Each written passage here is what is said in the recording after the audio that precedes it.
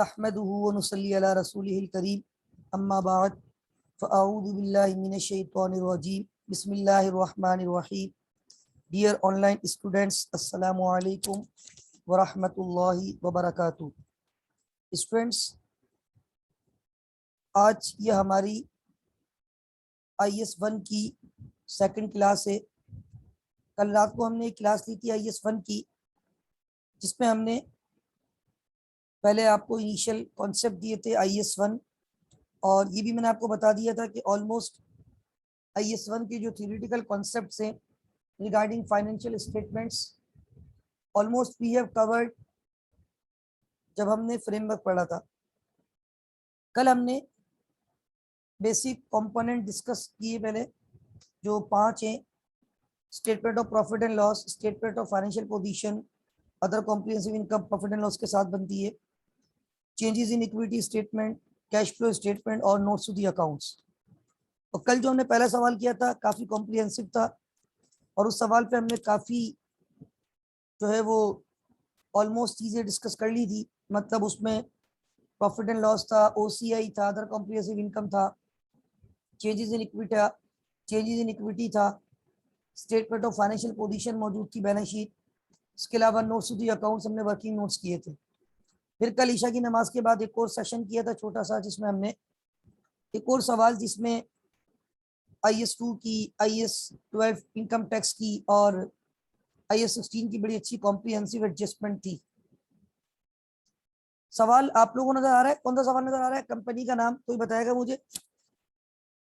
अल Jadeed company. जी, अल Jadeed company. हादा अल जदीद, ये बड़ा अच्छा सवाल है। और ये समझ लें आज के सवाल, आज की क्लास की जो है ना, वो जो कोर हमारी समझ लो है ना, वो यही सवाल है, क्योंकि इस सवाल में आपको इंशाल्लाह बहुत ज़्यादा सीखने को मिलेगा। इसमें एडजस्टमेंट, मतलब कल जो हमने सवाल किए थे उससे भी अच्छी एडजस्टमेंट्स है, इसमें बहुत टिपिकल एडजस्टमेंट्स है, और इंशाल्लाह आपको मज़ा आएगा इस सवाल में। Following trial balance relates to Al Jadeed company as at December 31st 2014। Year end हमारा दिसंबर 2014 है। अब ये इसमें चीजें नोट करना शुरू कीजिएगा।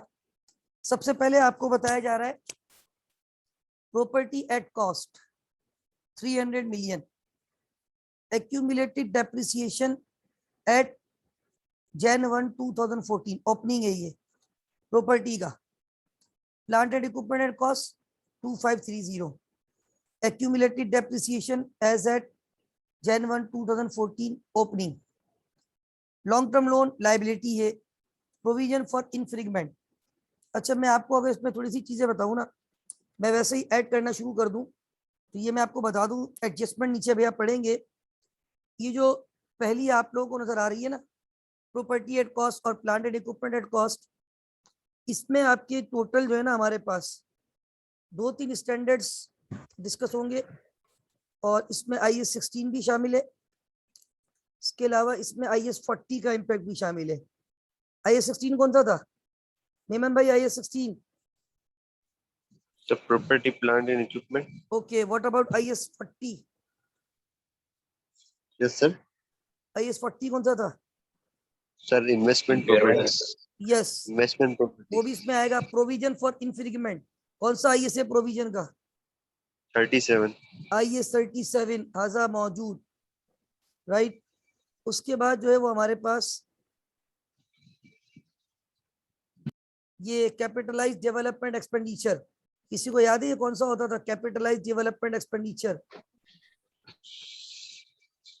रिसर्च एंड डेवलपमेंट एक्सपेंडिचर, कौन सा ये तो पड़ा था? वो intangible. इंटेंजिबल एसेट, कौन सा IS था? Sir, IS 38. Very good, very good. IS 38। Inventory कौन सा IS है? 2. IS2। मतलब इसमें आपको बड़ा मजा आएगा इंशाल्लाह। बड़े डिफरेंट ISs यहाँ पे मौजूद है। IS16 है, 40 है, 37 है, 38 है, फिर IS2 है। लॉन्ग टर्म लोन नॉर्मल है, उसको मैंने हाईलाइट नहीं किया। ट्रेड रिसीवेबल नॉर्मल है, बैंक नॉर्मल है, ट्रेड पेबल नॉर्मल है, रेवेन्यू नॉर्मल है, कॉस्ट ऑफ सेल्स गिवन है, लेकिन इसमें कैलकुलेशन होगी, एडजस्टमेंट्स हैं, ठीक है। डिस्ट्रीब्यूशन कॉस्ट नॉर्मल है, फाइनेंस कॉस्ट भी नॉर्मल है, admin expense normal, dividend paid कहाँ से पे किया होगा, आउट ऑफ कहाँ से माइनस करेंगे,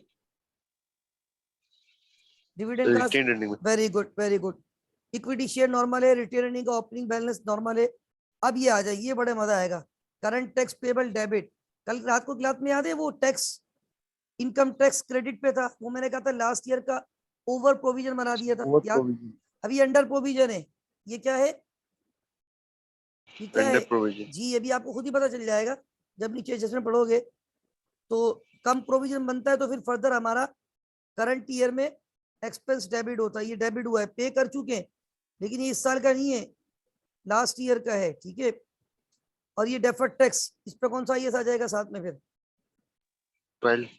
आईएएस 12, यानी सवाल में आप आईएएस 12, आईएएस 2, आईएएस 16, 37, 38 और 40 की शेयर करेंगे इंशाल्लाह, ठीक है।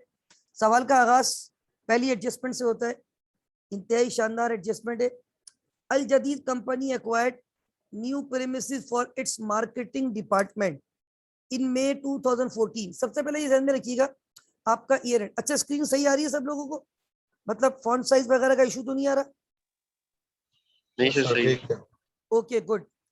Al Jadeed company acquired new premises for its marketing department in May 2014 for rupees 200 million, which was duly recorded, and the old building was rented out on July 1, 2014।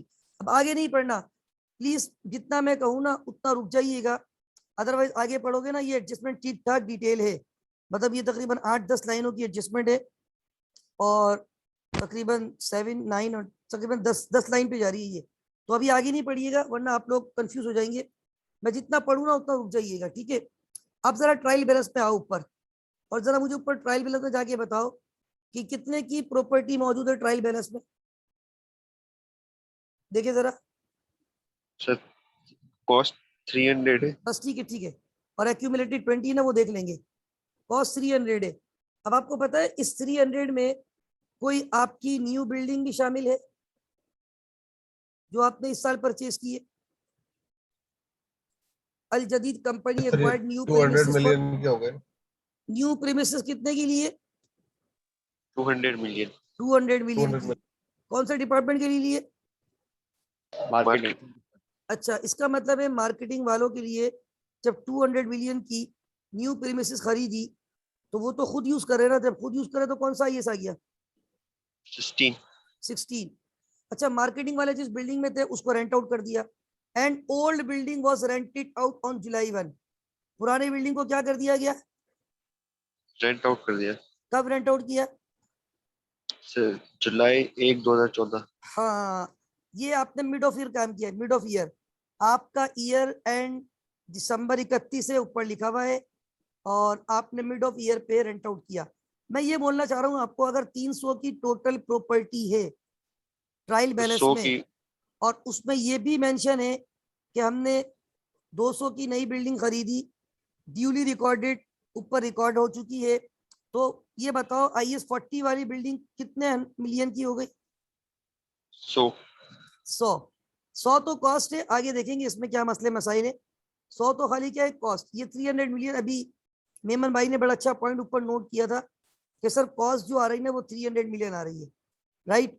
इस 300 में 200 million जो marketing वाले use कर रहे हैं, और ये पुरानी बिल्डिंग में जाहिर सी बात है old building was rented out, तो इसका मतलब है ओल्ड बिल्डिंग पहले कौन यूज कर रहे थे? मार्केटिंग वाले।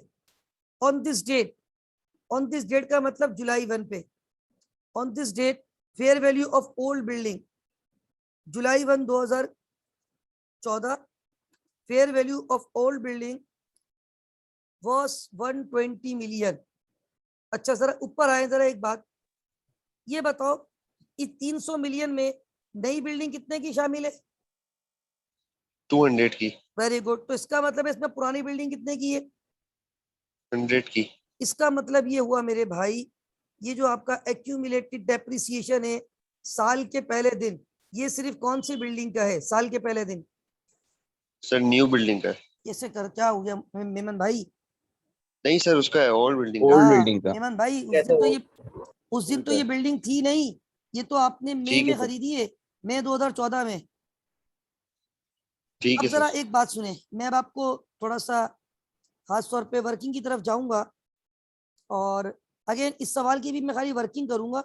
बाकी जिस तरह आपने नोट किया होगा, मैंने आपको सुबह अपनी वर्किंग भी भेजी है, और वर्किंग के साथ साथ अगर आपने नोट किया हो तो कंप्लीट सॉल्यूशन भी भेजा है। देखा था आपने सुबह फाइल में?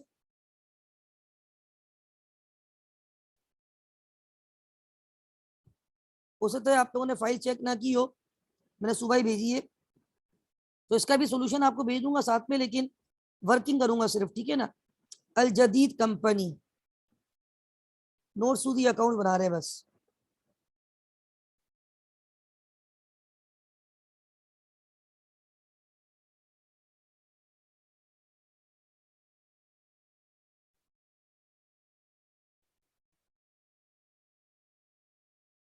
फॉर द ईयर एंडेड जी, ये बड़ा इंपॉर्टेंट होता है ताकि आपको एडजस्टमेंट के लिए आसानी हो। December 31, 2014, am I right? Yes sir. Okay good. अब यहाँ देखिए, मैं एडजस्टमेंट करना शुरू कर रहा हूँ। एक टाइम लाइन से पहले आपको समझाऊंगा, बहुत गौर से समझने की कोशिश कीजिएगा थ्रू दी टाइम लाइन। देखिए यहाँ पे मैंने एक टाइम लाइन आपके सामने रखी, सही है। और मेमन भाई जरा बताइएगा, ये मैं कितनी डेट्स यहाँ पे लिख रहा हूँ, क्योंकि कुछ चीजें बड़ी इंपॉर्टेंट है इसमें। खास तौर पे ये देखिए, 3 मैंने इसके ऊपर एरो बनाए हैं, और पहला एरो जो है मैं लिख रहा हूँ यहाँ पे साल का पहला साल बड़ा अच्छा है। ओहो, मीटिंग एंड हो गई क्या? स्टूडेंट आवाज आ रही है आप लोगों को? यस सर, यस सर, आवाज मीटिंग एंड तो नहीं यस हुई है ना? सर। स्क्रीन चली गई शायद। नहीं सर, स्क्रीन भी आ रही है? स्क्रीन भी आ रही है। अच्छा, मेरे आ पास रही से है चली सर। गई थी, अब आ गई है, ठीक है हो गया। ऑल इज वेल, स्क्रीन आ रही है? यस सर, आ रही है। बताइएगा मैं स्क्रीन पे क्या लिख रहा हूँ अभी। सर जैन। ठीक हो गया, ठीक हो गया, ठीक हो गया। Jan 1, 2014, July 1, 2014, और December 31, 2014, ऐसा ही है। Yes sir. अब ये क्यों लिखा है? ये एडजस्टमेंट जो है ना, मैं पुरानी बिल्डिंग की कर रहा हूँ। पुरानी बिल्डिंग 300 के अंदर कितनी शामिल है Jan 1 पे? 100 की। 100 की शामिल है, वेरी गुड। और उस 100 पे कितना ऑलरेडी डेप्रिसिएशन हो चुका है? 20। किसी को एतराज तो नहीं है? यानी इसकी जो कैरिंग वैल्यू है वो 80 है, M I right? Yes sir. अब ये बताओ, कौन सी तारीख को आपने इसको IS40 में कन्वर्ट किया है? कौन सी तारीख पे रेंट आउट किया है? सर जुलाई 1, 2014। Very good, very good. July 1, 2014। इसका मतलब है 6 महीने ये बिल्डिंग कौन से IS में रही? 16। 16। और फिर अगले 6 महीने ये कौन से IS में जाएगी? 40। आपको दोनों का डिफरेंस अच्छी तरीके से पता होना चाहिए। अच्छा, यहाँ पे यस कह सर। रहे हैं कि आपके एसेट की जो फेयर वैल्यू है ना, 120 मिलियन है। कौन सी तारीख को? On this date. कौन सी डेट पे 120 मिलियन है? जुलाई 1, 2014 को। Very good. The building was purchase ₹100 million, ये बात तो हमें पता है, हमने खुद ही बता दिया था इनको। भाई 300 में अगर 200 नहीं है, 100 पुरानी है। And on Jan 1, 2014, accumulated depreciation of the building was 20। हाजा मालूम, ये भी हमें पता है अल्हम्दुलिल्लाह, यस सर। हम लिख चुके हैं यहाँ पे, हमें पता है ये बात तो। फिर ये कह रहे हैं the building has been depreciated at 2% on cost. अच्छा, तो पहले 6 महीने का क्या रिकॉर्ड करूंगा इस पे? डेप्रिसिएशन। यस। अब वो कैसे निकालूंगा?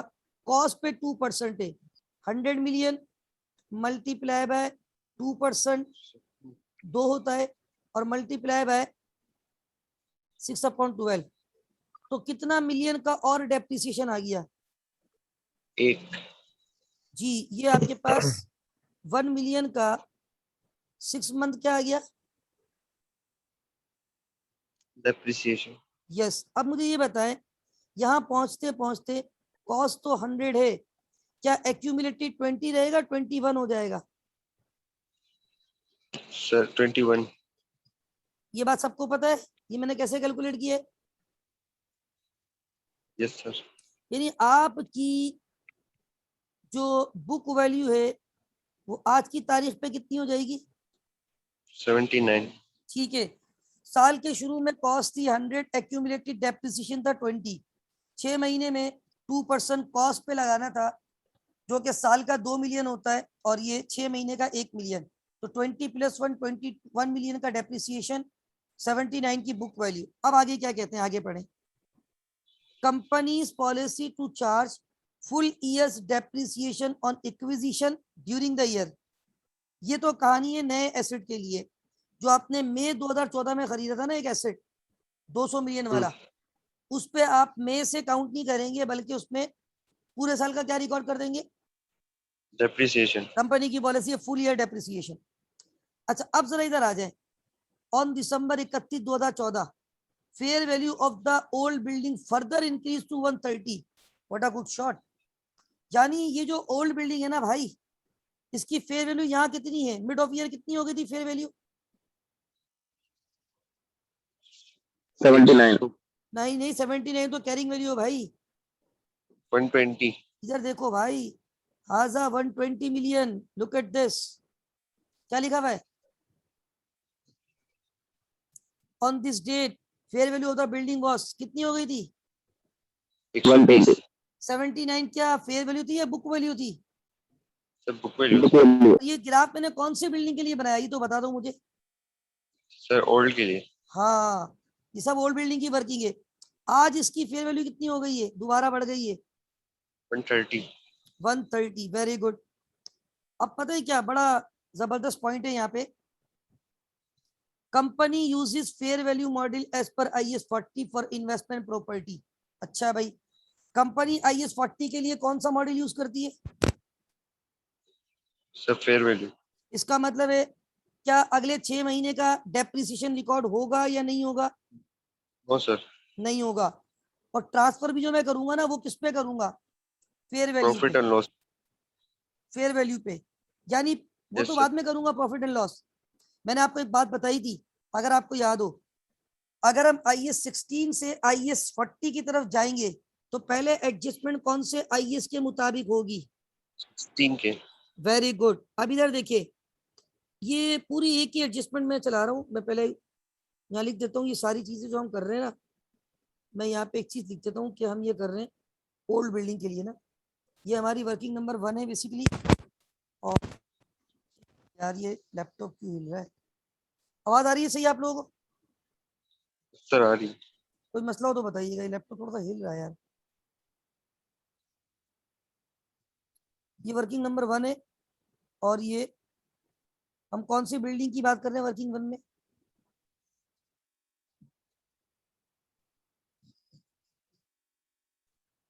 Old building, right?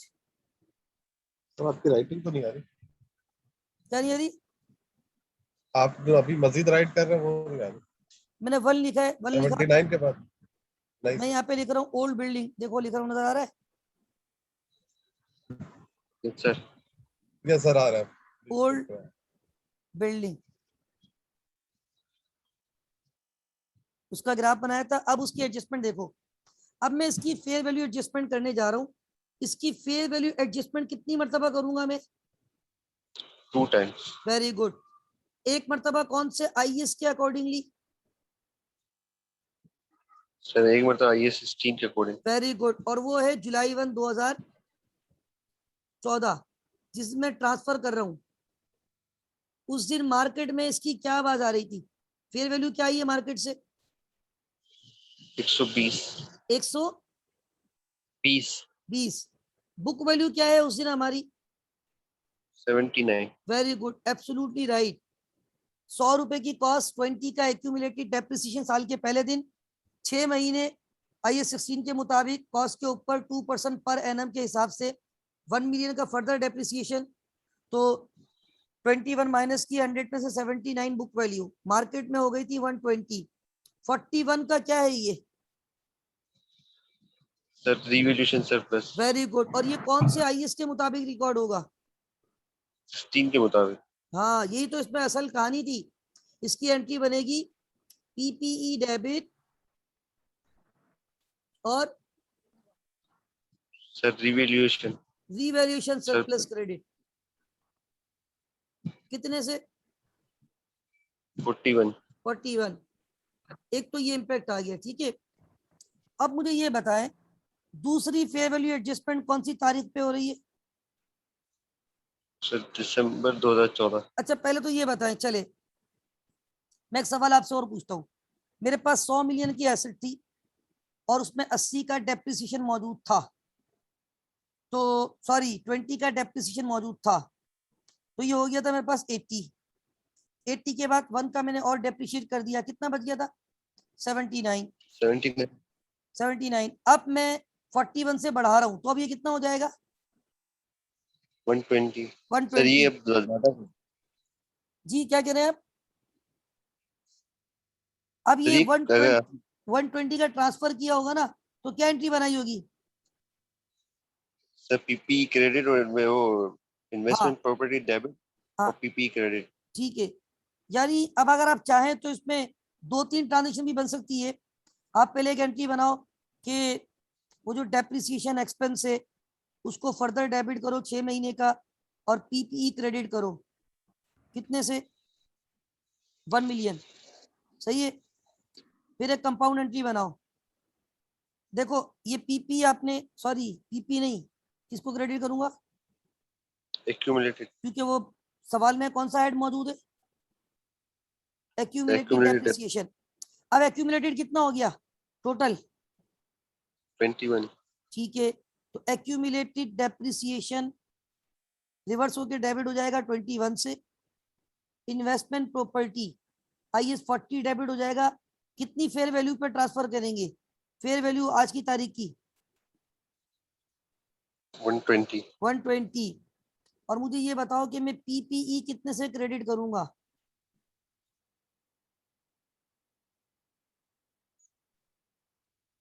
सर 100 से गलत।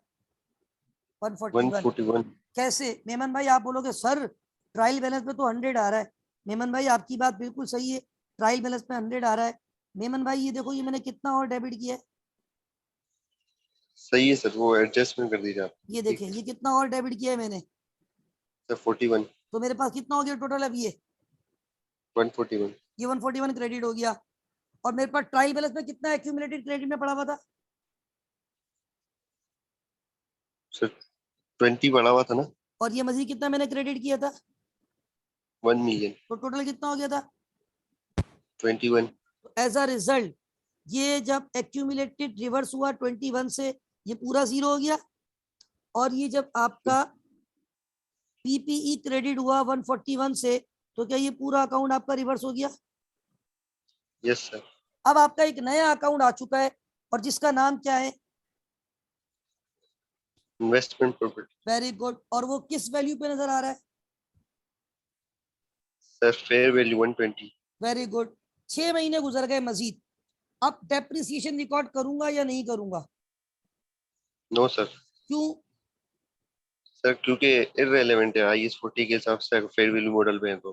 फेयर वैल्यू मॉडल पे आईएस 40 कहता है नो डेप्रिसिएशन। भाई मीमन भाई के अलावा सबको समझ में आ रहा है ना? जी सर। ठीक है, आज हमारे बड़े अहम खिलाड़ी नजर नहीं आ रहे यहाँ पे।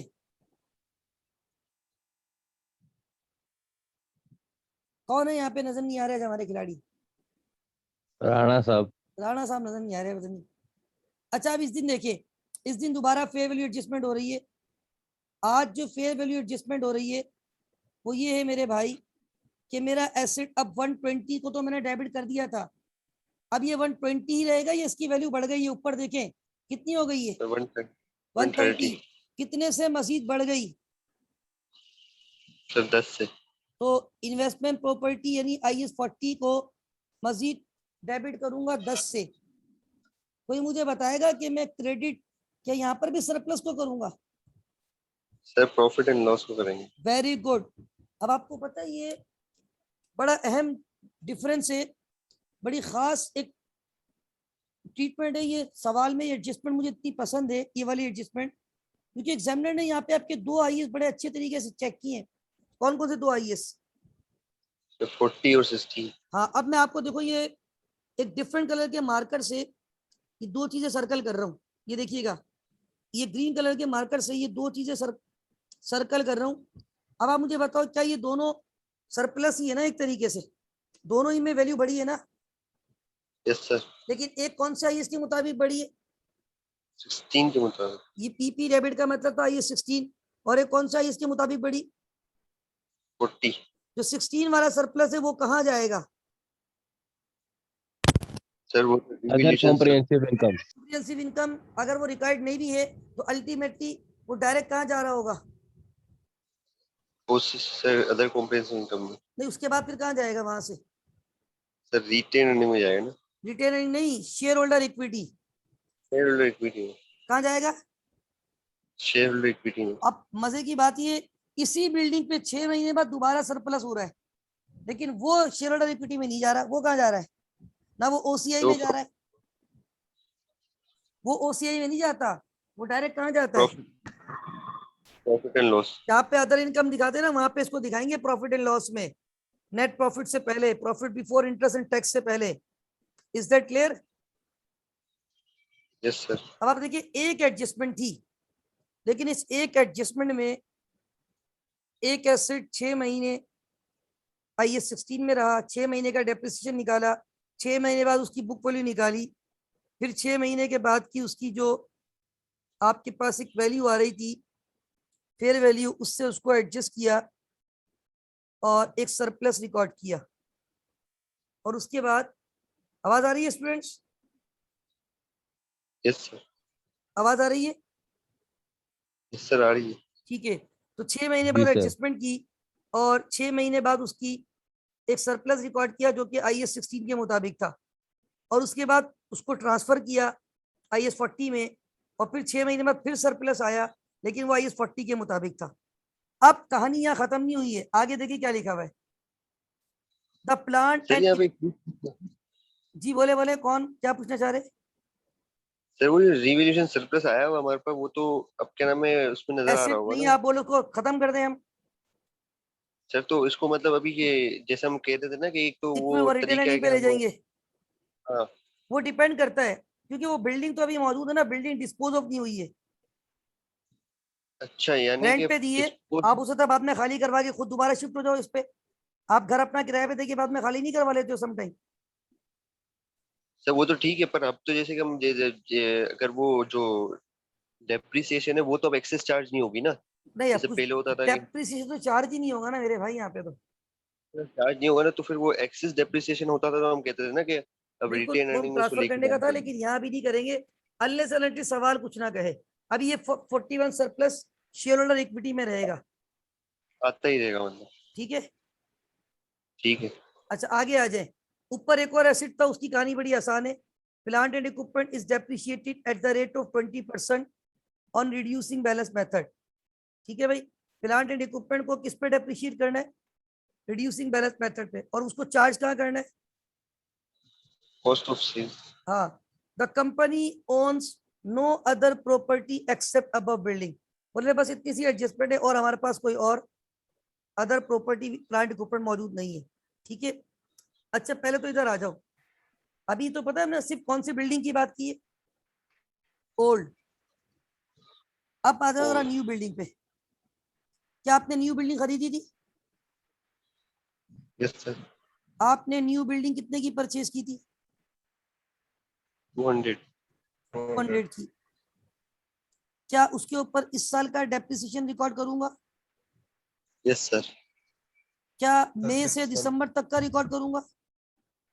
सर नहीं, पूरे साल का। क्यों, पॉलिसी लिखी हुई थी यस सर। कि कंपनी जिस साल खरीदती है उस साल पूरे साल का। डेप्रिसिएशन चार्ज और यहाँ करेगी। जो पॉलिसी प्रॉपर्टी के लिए है वो कितना परसेंट है? 2%। सर 2% है ना? सर 20 है मेरे सामने। नहीं नहीं, वो तो उसका है, प्लांट इक्विपमेंट का है भाई। ये जो 20% है ये है इक्विपमेंट का, राइट? ठीक है सर, ऊपर जो दिया था 2% था प्रॉपर्टी का, वो तो प्रॉपर्टी में काउंट हो रही है ना, ठीक है 2%। सर, ठीक है, 2% on the cost of property लिखा हुआ है ये। Building yes has sir, been sorry building has been depreciated at 2% on cost, right. ठीक है, तो 2 टू द 4 मिलियन का क्या हो गया डेप्रिसिएशन। तो नई बिल्डिंग कितनी वैल्यू की बच जाएगी? 196, वेरी गुड। 190 और पुरानी बिल्डिंग किस वैल्यू की जाएगी? पुरानी बिल्डिंग जो रेंट आउट की है। 79 पे। वेरी गुड राणा साहब, हम आपको खुशामदीद कहते हैं। 79 की Thank नहीं you, sir. जाएगी राणा साहब, 79 की नहीं जाएगी वो। 130। वेरी गुड, 130 कितने की जाएगी? 130। एक मिनट यार, कॉल आ रही है, 130 की जाएगी।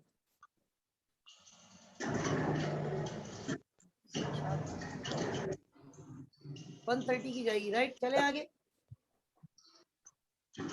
अच्छा, अब है हमारे पास नेक्स्ट जो है वो अगला इम्पैक्ट है न्यू बिल्डिंग के बाद प्लांट एंड इक्विपमेंट। क्या है? Plant and equipment, right.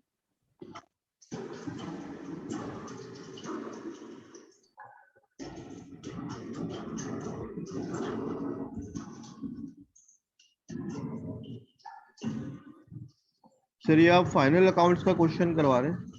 जी बिल्कुल, फाइनल अकाउंट क्वेश्चन करवा रहा हूँ, लेकिन इसमें एडजस्टमेंट से और अच्छी एडजस्टमेंट है, right.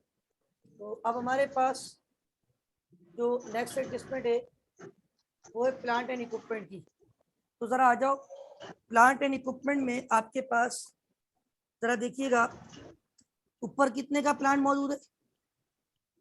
Plant and equipment cost कितनी है सर 2530, और कितना ऑलरेडी 2530 डेप्रिशिएट हो चुका है? 680, 680। तो इसकी कॉस्ट है 2580। एक्यूमुलेटेड डेप्रिसिएशन जो कि पहले से हो चुका है 680। यस सर, 2530 था वो, सॉरी ये था 2530 2530 और ये 680। जरा माइनस कीजिएगा, 2530 सर माइनस 680 सर 1850, 1850 जो भी आ रहा है ना, कितना आ रहा है पता है? 18। 50, इसके ऊपर इस साल का डेप्रिसिएशन लगाऊंगा क्योंकि रिड्यूसिंग लिखा हुआ था ना। यस सर, रिड्यूसिंग 370, इस साल का कितना percent?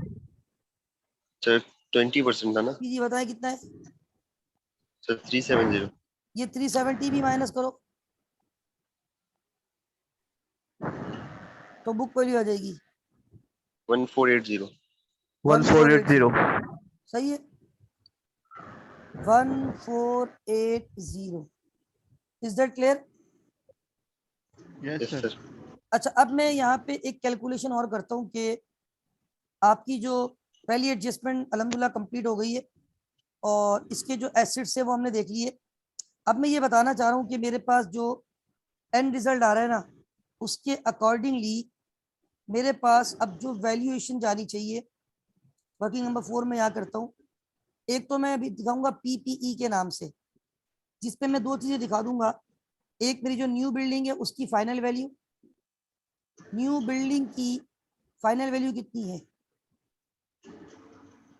730, 196 new building, 6, sorry, yes sir. ठीक है। और एक मैं यहाँ पे दिखाऊंगा प्लांट एंड इक्विपमेंट की फाइनल वैल्यू। इसके लिए मैं बता दूंगा वर्किंग 2 में फाइनल वैल्यू मौजूद है और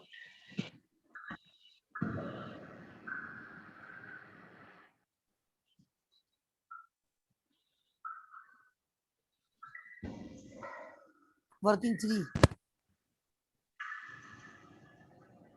1480। यस 1480 ठीक है, अब जरा इन दोनों को प्लस कर दें।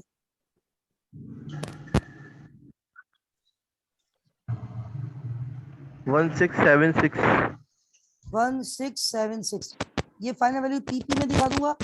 एक वैल्यू इन्वेस्टमेंट प्रॉपर्टी की दिखाऊंगा, वो यहाँ शो कर देता हूँ मैं, चले। एक वैल्यू इन्वेस्टमेंट प्रॉपर्टी की दिखाऊंगा, वो कितनी दिखाऊंगा 130, जी? 130, हाँ 120 + 10 ऐसे ही है। Yes sir. सर ये थोड़ा सा रिपीट कर देंगे सर, ये असल में कैसा राणा है? साहब ये काफी कॉन्सेप्चुअल थी, आप थोड़ा सा लेट है, हमने आपको याद भी किया था। रिकॉर्डिंग सुन लीजिएगा, इंशाल्लाह क्लियर हो जाएगा। अगर आपको आईएएस के कॉन्सेप्ट क्लियर है तो बड़ी आसानी से क्लियर हो जाएगी, ठीक है। ठीक अच्छा, है सर। अब थोड़ा सा आगे चलते हैं और मजीद बात को आगे बढ़ाएंगे। पहली एडजस्टमेंट सर ये अल्हम्दुलिल्लाह बड़ी। बैलेंस पेज जी पर तो बोले। 167 ना, बैलेंस शीट के फेस पे तो 1676 जाएगा ना। 167 से जाएगा, पीपीई आईपी जाएगा 130, ठीक है। ठीक है, बैलेंस शीट के फेस पे यही नजर आएंगे ना। बिल्कुल बिल्कुल, वर्किंग रेफरेंस देंगे ना, वर्किंग 4 वर्किंग 5, बाकी हमने ठीक है सब सर। वर्किंग कर दी है, ठीक है। आगे आ जाए, अब आ जाओ आईएएस 37। ऊपर देखिए प्रोविजन बना हुआ था, याद है, ये मैंने आईएएस 37 लिखा था, प्रोविजन फॉर इनफ्रिंजमेंट। कितने का प्रोविजन बनाया हुआ है जरा देखो। सर 12 का। 12। Provision for infringement shown in the trial balance is in relation to a suit filed by another company regarding an illegal infringement of trademark in Feb 2015। हालांकि हमारा दिसंबर 2014 ईयर एंड है, लेकिन अभी फाइनल अकाउंट पब्लिश नहीं हुए। Before the approval of the financial statement by the board, court give its verdict against Al Jadeed company and order the company to pay an amount of 15 million to agree party. तो क्या हमने provision सही बनाया हुआ है या कम बनाया हुआ है? सर कम बनाया अंडर हुआ है। स्टेटेड है। कितना प्रोविजन बनाया हुआ है हमने? 12। 12। तो मजीद कितने का प्रोविजन बनेगा? 3 से और रिकॉर्ड करो। कि वर्किंग नंबर 6 एक डबल एंट्री बना दूंगा बस, एक्सपेंस डेबिट और क्या एंट्री बन जाएगी? Liability credit. ठीक है, Provision। प्रोविजन फॉर इनफ्रिंजमेंट, ठीक है। इनफ्रीगमेंट। अभी एक्सपेंस हम कहीं भी चार्ज कर देंगे, एडमिन को चार्ज कर देंगे, ज्यादा बेहतर है, ठीक है।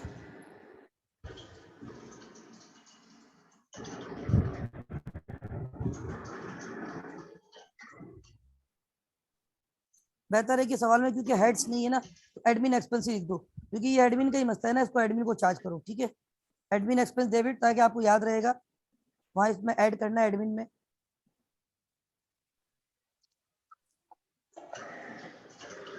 और प्रोविजन फॉर इनफ्रिंजमेंट क्रेडिट,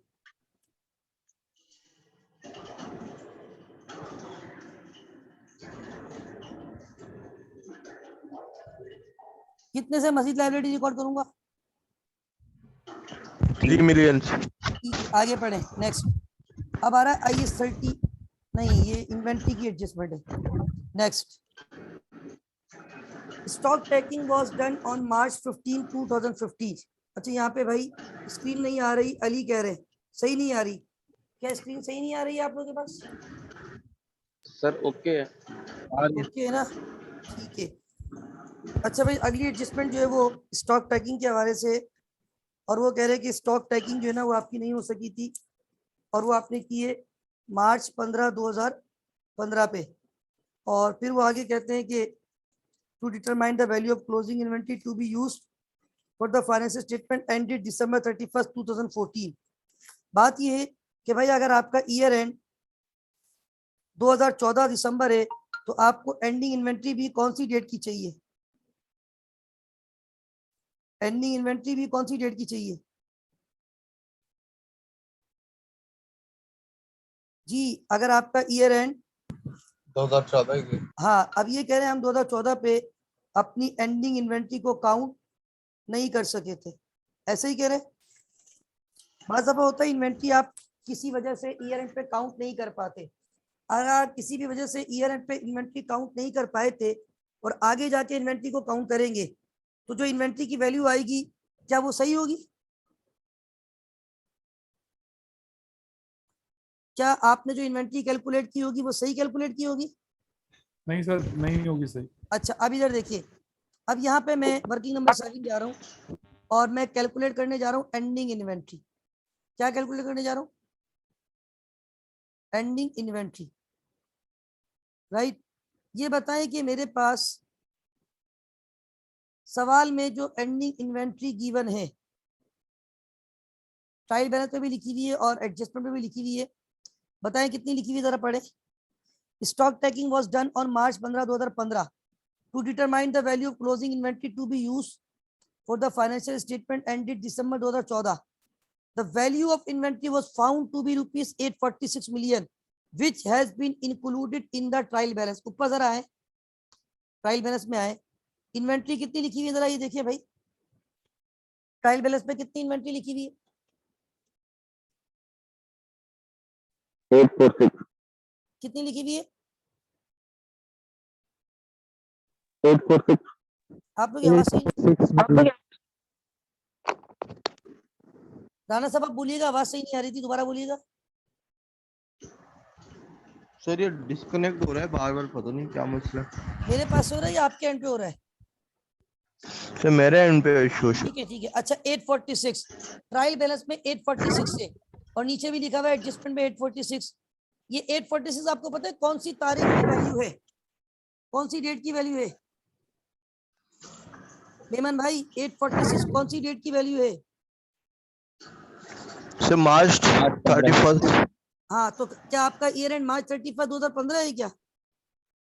दिसंबर 31 2014। अब आपने जो इस पीरियड में ट्रांजेक्शन की वो आपको बता दी, पढ़े नीचे, following sales and purchases were made during the period between Jan 1 to March 31। आपने इन तकरीबन 2.5 महीनों में कितने की परचेजेस की है बताएं जरा? 234 मिलियन। अब मुझे ये बताएं, ये जो आपने परचेजेस की है क्या ये आपके पास पहले मौजूद थी? जो आपने परचेज किया है क्या वो नो परचेज सर, नहीं थी, मौजूद नहीं थी ना? सर। लेकिन अब ईयर एंड अब लेकिन मार्च की इन्वेंट्री में वो शामिल हो चुका होगा, जी तो सर, उसको यहाँ से क्या कर देंगे? माइनस। माइनस जो कुछ इन 2.25 महीनों 2.5 महीनों में आपने परचेज किया। कुछ कह रहा है प्लीज? ओके, इन 2.5 महीनों में जो कुछ आपने परचेज किया वो 2.5 महीने पहले आपके पास मौजूद था या नहीं था? नहीं था सर। नहीं था, माइनस कर देंगे। अब आ चुका है 234, क्योंकि आपने परचेज किया तो वो परचेज तो ऐड हो जाती है इन्वेंट्री में, जबकि ये 2.5 महीने पहले आपके पास मौजूद नहीं था, इसको लेस करेंगे। और जो कुछ आपने सर लेकिन बोले बोले सर 846 में तो इंक्लूड नहीं है ना, तो माइनस क्यों कर रहे हैं? मेरे भाई 846 आपकी ट्रायल बैलेंस में इन्वेंट्री आ रही है, और 846 जो वैल्यू है ना वो आपकी मार्च 31 2015 की वैल्यू है। और मार्च 31 2015 का मतलब इन 2.5 महीनों में जो कुछ खरीदा वो भी उसमें क्या हो चुका होगा? जो 2.5 महीनों में परचेजेस जमा किया वो हो चुका होगा सर, ऐड हो गया ऐड हो होगा। चुका होगा। और हमें 2.5 महीने पीछे बैकवर्ड जाना है, तो 2.5 महीने पहले तो ये नहीं था, इसको क्या करो यहाँ से माइनस। और एक और चीज, इन 2.5 महीनों में जो आपने सेल की है ना 475 मिलियन की, वो सेल वो प्रोडक्ट आपके पास 2.5 महीने पहले मौजूद थी, लेकिन अब मौजूद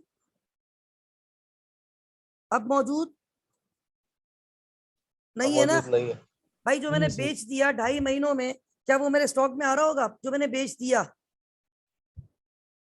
नहीं सर, नहीं आ रहा होगा, सेल आउट लेकिन हो वो गया 2.5 ना महीने सर। पहले था, लेकिन वो सेल प्राइस पे था या कॉस्ट पे था? सर इस सेल में 25% मार्कअप कॉस्ट ऑन कॉस्ट है ना। कॉस्ट पे रखते हैं ना, तो हम इसकी कॉस्ट निकाल लेंगे, उसको ऐड कर देंगे कॉस्ट ऑफ सेल्स। हमने जो माल बेचा है उसकी कॉस्ट ऑफ सेल्स पे ऐड कर देंगे। ऐड करूंगा जो मैंने माल बेचा है उसकी कॉस्ट ऑफ सेल्स। और कैसे कैलकुलेट करूंगा इसने हमें बता दिया है सवाल में कि 475 में 25% मार्कअप है कॉस्ट पे, तो इसका मतलब है 475 मल्टीप्लाई बाय 100/125। 100 जो है कॉस्ट का रेशो है, 125 कॉस्ट प्लस प्रॉफिट का रेशो है। 25 था ना? यस। तो आपके पास यहाँ पे जो है ना वो कॉस्ट आ जाएगी जो माल आपने बेचे है उसकी। कितनी कॉस्ट आ रही है? Can you tell me?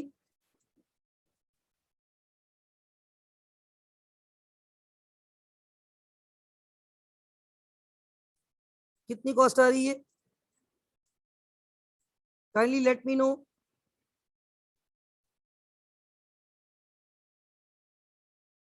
Ji students, कितनी कॉस्ट आ रही है?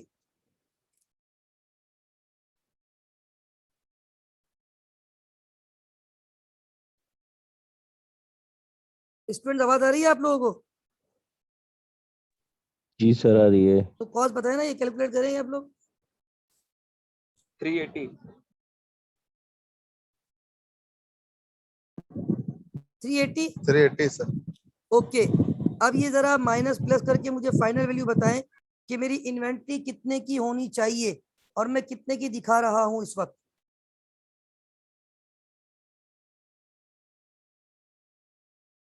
992 992, वेरी गुड। अब ये देखिए मेरे पास इन्वेंट्री इस वक्त जो शो हो रही है ट्रायल बैलेंस में, वो हो रही है 846, जो कि है 2.5 महीने बाद की। फिर मैंने क्या किया, 2.5 महीनों में जो कुछ माल खरीदा वो ऐड हो चुका है, उसको माइनस करवा दिया, और 2.5 महीनों में जो कुछ बेचा उसकी जो कॉस्ट थी, जो मेरी परचेज प्राइस थी, उसको दोबारा ऐड करवा दिया, क्योंकि वो 2.5 महीने पहले मौजूद था तभी तो बेचा है, तो वो 2.5 महीने पुराना दोबारा ऐड होगा जो बिक चुका है। 992 आ गया। अब आप ऊपर देखो, आपके ट्रायल बैलेंस में 846 आ रही है और नीचे एडजस्टमेंट पे भी लिखी हुई थी। तो क्या आप लोग बैलेंस शीट पे 846 लेके जाओगे या 992? 992। Very good. अब 992 को शो करने के लिए इन्वेंट्री को हम थोड़ा सा बढ़ा देंगे, यानी कि हमारी इन्वेंट्री अंडर कास्ट हो रही है। इन्वेंट्री डेबिट, जब मैं इन्वेंट्री को बढ़ाऊंगा ना, तो आपको पता है कौन सा हेड मेरा कम हो जाएगा? इन्वेंट्री डेबिट, और क्या क्रेडिट होगा? क्लोजिंग इन्वेंट्री की वैल्यू जितनी ज्यादा बढ़ जाएगी, कॉस्ट ऑफ गुड्स सोल्ड उतनी बैंक। ज्यादा कम हो जाएगी। अगर कल का लेक्चर याद हो, कल मैंने एंट्री बनाई थी जब मेरी इन्वेंट्री ओवर स्टेड हो रही थी एनआरवी की वजह से, तो मैंने इन्वेंट्री को कम करके कॉस्ट ऑफ सेल्स को बढ़ाया था। आज इन्वेंट्री अंडर स्टेड हुई हुई है। अब इन्वेंट्री को बढ़ा के जितनी ज्यादा एंडिंग इन्वेंट्री बढ़ाऊंगा, एंडिंग इन्वेंट्री माइनस होती है कॉस्ट कैलकुलेट करने के लिए, मेरी कॉस्ट ऑफ गुड्स सोल्ड उतने से कम हो जाएगी। ये कितना डिफरेंस दूंगा? 992 माइनस 846 कितना आ रहा है? 146 146। 146 से इन्वेंट्री को बढ़ा दिया। अब मेरी इन्वेंट्री कितने की हो गई? ट्रायल बैलेंस में 846 से 146 और लिख दिया, कितने की हो गई? 992 वेरी गुड। और कॉस्ट ऑफ सेल की जब कैलकुलेशन करूंगा तो उसमें से कितना माइनस करूंगा? 146 को सर। वेरी गुड, आगे आ जाए। Next adjustment. और एक बात उन्होंने लिखी हुई थी, वो मैं आपको पढ़ के सुना दूं। Above mentioned purchase and sales are not incorporated in the cost of sales and sales, ये शामिल नहीं है, तभी हमने इसको ऐड कर दिया। ठीक है, सही कर दिया। A new project was undertaken. IAS 38 याद है आपको? IAS 38 किसको याद है? जी अब्दुल बशीर भाई, IAS 38 याद है? सर बिल्कुल याद है, थोड़ा सा रिफ्रेशर देगी मैं आपको जरूर बता दूंगा। अच्छा, मैंने बताई थी दो बातें वहां पे, एक होता है रिसर्च, एक होता है डेवलपमेंट। रिसर्च की जी बिल्कुल, पूरी कॉस्ट क्या रिकॉर्ड होती है? एक्सपेंस आउट होगी। और डेवलपमेंट के लिए 6 बातें थी, जब तक वो बातें मीट ना हो जी उससे पहले उसकी कॉस्ट भी क्या होती है? नहीं, उसको कैपिटलाइज नहीं करेंगे, हाँ, लेकिन जब वो 6 पॉइंट मिल जाएंगे उसके बाद की कॉस्ट को, उसकी बात को हम लोग कैपिटलाइज करेंगे। ठीक है। अब एक बात सुने, अ new project was undertaken by the entity on March 1 2014। साल शुरू होता है Jan 1 पे, 2 महीने बाद मार्च आया, आपने नया रिसर्च और डेवलपमेंट का प्रोजेक्ट स्टार्ट किया। Research phase of the project lasted till June 30 2014 and इनकट cost of ₹29 million. आपका जो रिसर्च का फेज है वो कब तक चला? रिसर्च का फेज 3 महीने, मार्च से जून तक। मार्च, अप्रैल, मई, जून, 4 महीने। ठीक है, 4 महीने, सॉरी। ये मैं रिसर्च एंड डेवलपमेंट की एडजस्टमेंट करने जा रहा हूँ। वर्किंग नंबर 8, रिसर्च फेज कब तक चला? 4 महीने, मार्च, ठीक है, अप्रैल, मई, जून। ये बताओ रिसर्च की जो कॉस्ट है उसको क्या करूंगा? सर उसको हम लोग एक्सपेंस आउट करेंगे। एक्सप्रेस आउट करेंगे, ठीक है। क्या करेंगे? रिसर्च कॉस्ट, कितनी रिसर्च कॉस्ट आपने इनकट की 4 महीनों में? मार्च, अप्रैल, 29 मई, जून। मिलियन है। How much? 29 million. 29 million. 29 million आपकी जी रिसर्च की कॉस्ट है, जो कि आपने कहा कि एक्सपेंस आउट होगी। और एक्सपेंस आउट का मतलब, इसको मैं statement of profit and loss में लेके जाऊंगा। जी सर। गुड हो गया। आगे चलते हैं।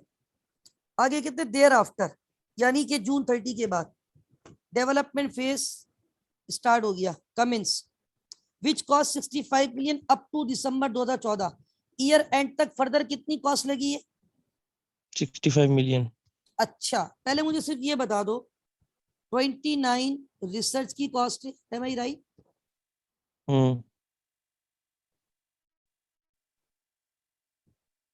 और डेवलपमेंट में कितनी लगी? 65। 65 टिल दिसंबर। जी। अच्छा ये बताएं, थोड़ा सा और लिखवा दें, रिसर्च हुई है मार्च से लेके जून, अप्रैल। M I right? जी जी, जून अप्रैल मार्च की फरवरी पहली में से लेके जून की 30 तक, ऐसा ही है? जी। देयर आफ्टर का मतलब जुलाई से शुरू हो गया था ये काम, जी। और कब तक डेवलपमेंट हुई है? 31 दिसंबर ठीक हो 2014। गया। अब मुझे एक बात बताओ, इन दोनों को समअप करके दो, किसी वजह से समअप करवा रहा हूँ, कोई वजह है? ठीक है, कितना है ये ये? हो गया 85 94। 94। ये इसलिए प्लस करवाया है, ऊपर जरा आओ ट्रायल बैलेंस में। ये 94 नजर आ रहा है आपको? Research and development expenses. Research and development expenditure 94 नजर आ रहा है? जी आ रहा है। IS 38 तो का रेफरेंस दिया ये, था मैंने यहाँ पे।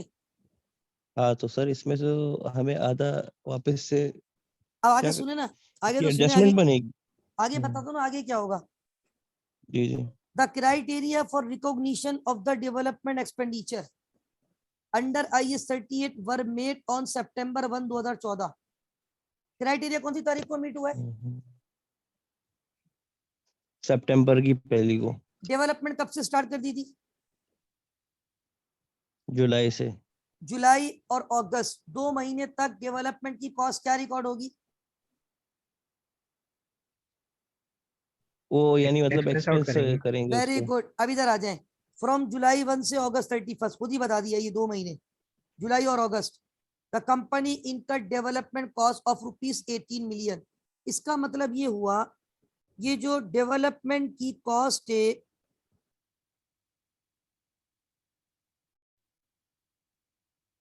$18 मिलियन, ये भी कहां चली जाएगी? Statement of profit and loss. Yes sir. अच्छा, क्या आपने डेवलपमेंट में कोई सिर्फ 18 मिलियन खर्च किए थे? 65 किए थे ना सर। कितने खर्च किए थे? 65। 65। तो अब जो डेवलपमेंट का वो एक्सपेंडिचर है जो कैपिटलाइज होगा, वो कितना होगा बताएं? सर ये 18 और 65 दोनों को प्लस करके फिर हम लोग 2 सितंबर से अब दिसंबर तक का लेंगे। नहीं नहीं, सर 47 का होगा। वेरी गुड, 47 का होगा। कैसे?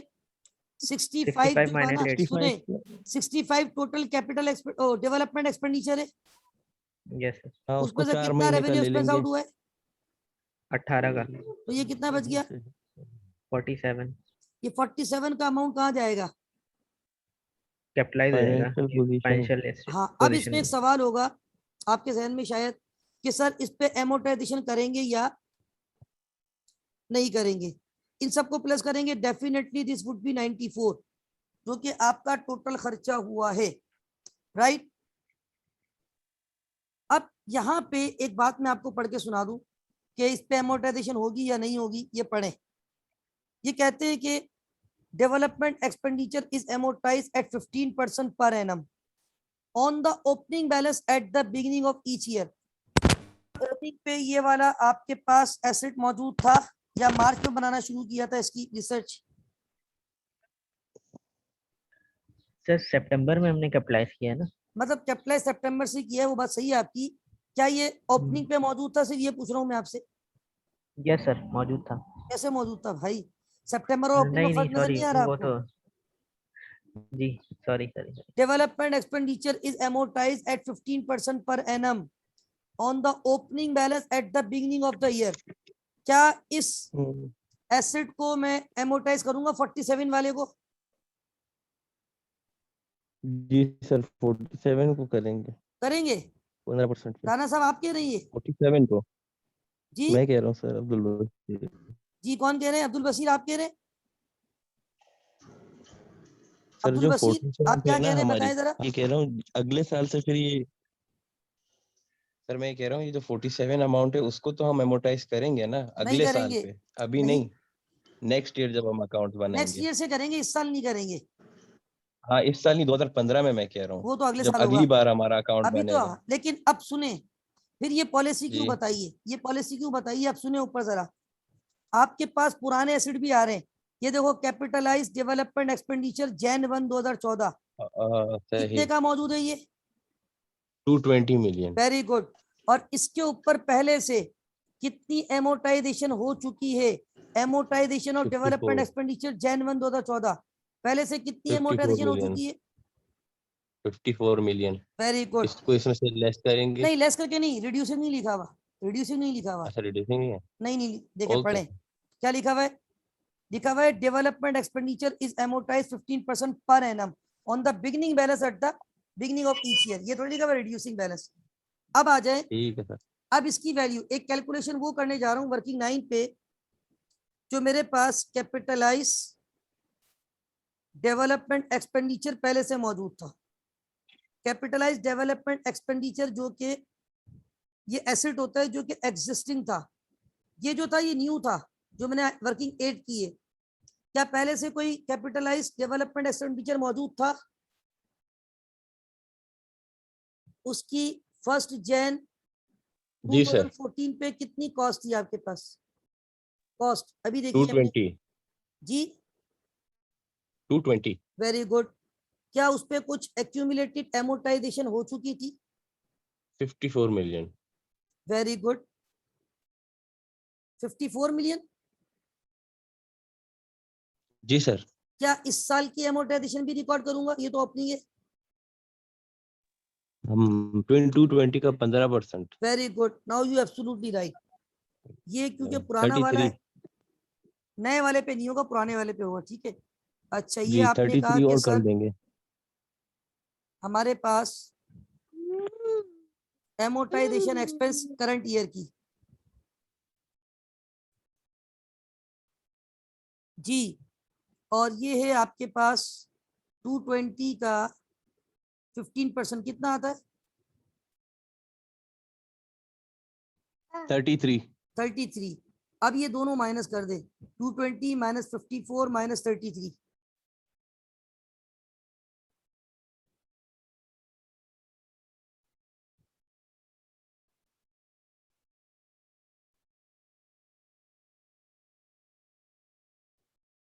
जी कितना आ रहा है?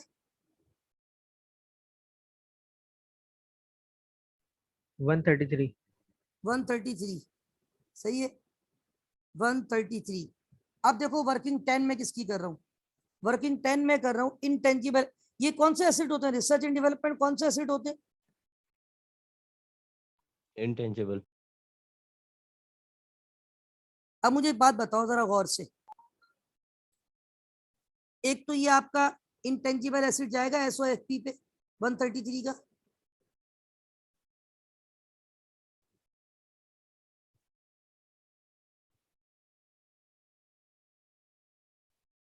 न्यू प्रोजेक्ट वाला कितना एसेट है जो बैलेंस शीट पे जाएगा, और एग्जिस्टिंग वाला कितना है जो बैलेंस शीट पे जाएगा? 47 ये न्यू था। वेरी गुड, हाँ, वेरी गुड, और 133 पुराना। Very good. वर्किंग रेफरेंस भी दूंगा मैं। वर्किंग 8 पे इसका फाइनल आंसर है, और वर्किंग 9 पे इसका आंसर है। ये है 47 जो जाएगा बैलेंस शीट पे SOFP, ये जाएगा 133। इन दोनों को सम अप करके एक ही वैल्यू दिखाएंगे 180। Is that clear? जी स्टूडेंट्स, क्लियर हो गया? जी सर। अच्छा, अब आपको शायद अंदाजा हो रहा होगा कि इस टॉपिक में हम कहीं से आपको लग रहा है फाइनल अकाउंट पढ़ रहे हैं, या आपको लग रहा है हम छोटे IAS का रिवीजन कर रहे हैं? सर रिफ्रेशर लग रहा है सबका। रिफ्रेशर लग रहा है ना सबका? तो मैंने कल रात को क्या जी कहा सर, था सब रिफ्रेशर है। कि फाइनल अकाउंट कुछ भी नहीं है भाई। आपको ऐसा लगता है final account, final account is nothing. असल में ये जो है ना आपका रिफ्रेशर है। अब जरा इधर आ जाए आगे, रिसर्च एंड डेवलपमेंट न्यू। अच्छा एक बात और लिखी हुई है सवाल में, आखिरी लाइन क्या लिखा हुआ है, all expenditures relating to development expenditure charge to cost of sales. ये कह रहे हैं इसके जितने भी एक्सपेंस है ना वो सब किसको चार्ज कर देना, कॉस्ट ऑफ सेल्स को। अब सुने कौन कौन से एक्सपेंस है। ये जो मैंने लिखा है ना रिसर्च कॉस्ट, ये आपको नजर आ रहा है जो मैंने लिखा है रिसर्च कॉस्ट 29 नजर आ रहा है आपको। Yes sir. हाँ सर, ये भी होगा और 18 भी होगा, वेरी दोनों गुड, मिलके वेरी गुड। इसके कॉस्ट अलावा ऑफ सेल्स में जाएंगे। जी 29, 18 और 33 33। At amortisation expense for the year. ठीक ठीक, जी जी सर, ठीक है, बिल्कुल और ये जाएगा। एक्यूमुलेटेड पुराना वाला तो नहीं जाता, वो तो पहले से ही रिकॉर्ड हो चुका है, तो खाली ओपनिंग बैलेंस था। ठीक है भाई, ये सब कहाँ जाएगा, कॉस्ट ऑफ सेल। अच्छा मैं कुछ चीजें और नोट कर दूं आपको, जी। इधर आ जाए। आपने यहाँ पे एक चीज मैं आपको बता दूं, ये वाली एडजस्टमेंट लिखिएगा जरा। ये आपको पता है ये जो आपका डेप्रिसिएशन है ये 1 मिलियन का, ये मैं कहाँ लेके जाऊंगा, एडमिन में। एडमिन में नहीं, मार्केटिंग वालों का है ना। मार्केटिंग एक्सपेंस क्या कहलाता है, सवाल सेलिंग। सवाल में जो हेड यूज हुआ है ना, देखें सवाल में हेड यूज हुआ है डिस्ट्रीब्यूशन एक्सपेंस का। ये देखें डिस्ट्रीब्यूशन कॉस्ट नजर आ रही है मार्केटिंग वालों के लिए। ठीक है, इसमें ऐड हो जाएगा। अब आप बोलेंगे सर आपने ये क्यों लिया, ये मार्केटिंग को क्यों ले रहे हैं, क्योंकि ये बिल्डिंग खाली करवा के मार्केटिंग वालों को नई बिल्डिंग लेके दी है। ये भी कहाँ जी। जाएगा, ये जो 4 महीने का एक्सपेंस है ये भी मार्केटिंग की बिल्डिंग का है ना, जो नई बिल्डिंग ली है। Yes sir. ये भी कहाँ जाएगा, डिस्ट्रीब्यूशन। 4 मिलियन का डेप्रिसिएशन और 1 मिलियन का डेप्रिसिएशन। ये पुरानी बिल्डिंग जब मार्केटिंग वाले यूज कर रहे थे 6 महीने का, और ये नई बिल्डिंग में जब आ गए तो ये बाकी पूरे साल का पॉलिसी के मुताबिक। एक और डेप्रिसिएशन था ये प्लांट का, सवाल में लिखा होता प्लान का depreciation cost of goods sold पे चार्ज करना। देखो क्या लिखा हुआ था, इधर देखो, charge to cost of sales 20% reducing. ये किसका था बताओ, प्लांट एंड इक्विपमेंट। क्या लिखा हुआ है, प्लांट एंड इक्विपमेंट का डेप्रिसिएशन कहाँ लेके जाएंगे, कॉस्ट ऑफ सेल पर। Cost of sales. तो इसका मतलब है प्लांट एंड इक्विपमेंट का डेप्रिसिएशन कितना था वो लिख दूं, वहां पर भी कॉस्ट ऑफ सेल्स में जाएगा। इस साल का ये रहा, ये कहाँ जाएगा, cost of sales. Is that clear? Yes sir. Okay आगे चलते हैं। IAS 38 भी खत्म हो गया। आखिरी deferred tax, taxable profit for the year 440 million and taxable temporary differences have increase by this. अच्छा कल के सवाल में टैक्सेबल टेम्पररी डिफरेंस का बैलेंस दिया हुआ था, आज बैलेंस नहीं दिया। क्या बोला, इतने से क्या हो गए, इंक्रीमेंट दिया है बस। हाँ current tax shown in the trial balance, ये ऊपर था करंट टैक्स जो मैंने कहा था लास्ट ईयर के अंडर प्रोविजन से आ रहा है 21। और डेफर्ड टैक्स लायबिलिटी साल के शुरू में पहले से कितनी मौजूद है, 252। अब क्या डेफर्ड टैक्स लायबिलिटी 100 मिलियन से बढ़ गई, या 100 मिलियन पे रेट अप्लाई करूंगा, 100 मिलियन पे रेट अप्लाई होगा वेरी और गुड। वो 252 में ऐड टैक्सेबल मत टेम्पररी करेंगे। Difference have increase by this. Current tax shown in the trial balance represent under over provision of income tax liability for the year ended 2013, पिछले साल का है। टैक्स रेट यूज करना है 35%। अब आप देखिए कितना आसान हो गया, यहाँ पे हम करेंगे W11 वर्किंग नंबर 11। अब ये बताओ, मैं डायरेक्ट डबल एंट्री बना रहा हूं, ये बताओ क्या जिस साल डेफर्ड टैक्स लायबिलिटी आती है तो एंट्री क्या बनाते हो,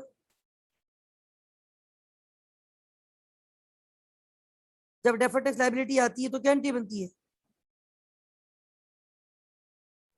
टैक्स एक्सपेंस डेबिट होता है सर, और और लायबिलिटी क्रेडिट होती है, और डेफर्ड टैक्स भी क्रेडिट हो जाती है।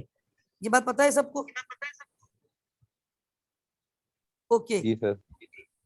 Tax payable credit current tax. अब ये चीजें हम कैलकुलेट कर सकते हैं सारी की सारी, क्योंकि हमें इन्होंने टैक्स रेट बता दिया। पहले बताओ how to calculate tax payable,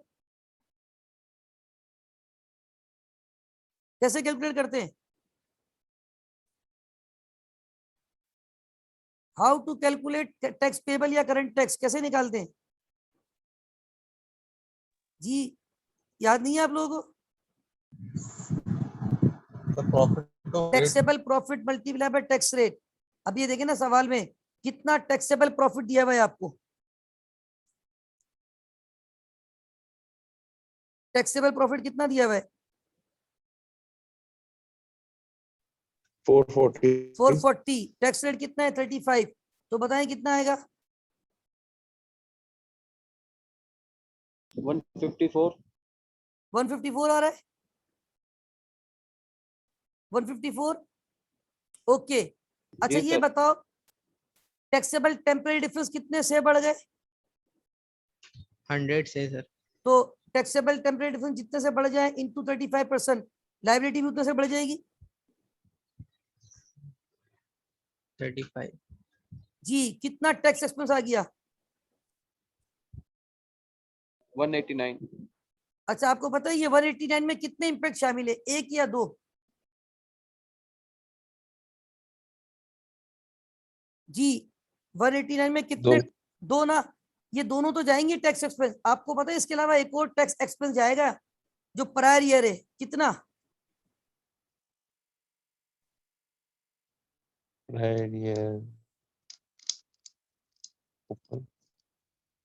देखिए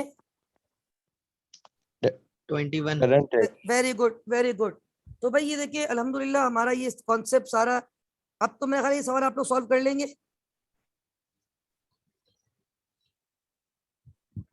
जी स्टूडेंट्स क्या ये सवाल आप लोगों से अब सॉल्व हो जाएगा, जी स्टूडेंट्स सर, आप कोशिश करेंगे हो जाएगा।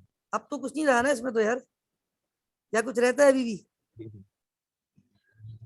नहीं रहता तो नहीं है, पूरी सर बस स्टेटमेंट कॉस्ट ऑफ बनानी। सेल का रहता है ना, कॉस्ट ऑफ सेल में भी क्या है, देखिए मैं आपको इसका सोल्यूशन नहीं शेयर करता हूँ, वो एक एक मिनट वर्किंग रुकिए, बना के उसको ऐड कर लेंगे ना सर। वर्किंग बना के ऐड करेंगे, वेरी गुड। देखिए मैं आपको शेयर करता हूँ, इधर देखिएगा, एक मिनट में फाइल चेंज कर रहा हूँ।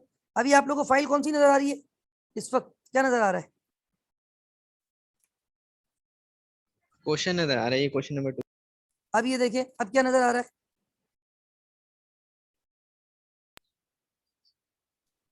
क्या नजर आ रहा है, sir statement of profit and loss आ गया इसका अल्जेब्रिक सोल्यूशन आ गया। कंपनी के। अब देखिए Yes, रेवेन्यू sir. डायरेक्ट ने लिए, कोई एडजस्टमेंट नहीं थी, कॉस्ट ऑफ सेल की वर्किंग कर रहा है, मैं दिखाया तो आपको ये क्या कर रहा है, ग्रॉस प्रॉफिट आ जाएगा। ये प्रोविजन फॉर इनफ्रीगमेंट, हमारा एक्सपेंस बढ़ गया 3 मिलियन से, हमने भी एक्सपेंस डेबिट किया है।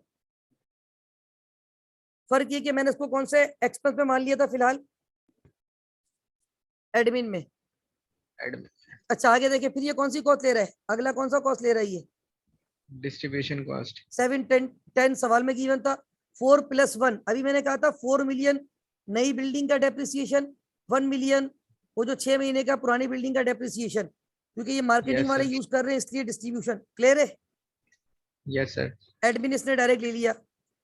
Increase in fair value of investment property, मैंने कहा था ये 10 मिलियन जो अगले 6 महीनों का सरप्लस है वो कहाँ जाएगा, प्रॉफिट एंड लॉस में, नजर आ रहा है। Yes sir. 55 मिलियन का फाइनेंस चार्जेस माइनस कर दिए, प्रॉफिट बिफोर टैक्स आ गया। अच्छा ये Yes, टैक्स sir. देके कितना ले रहा है, टैक्स देके कितना ले रहा है ये 210।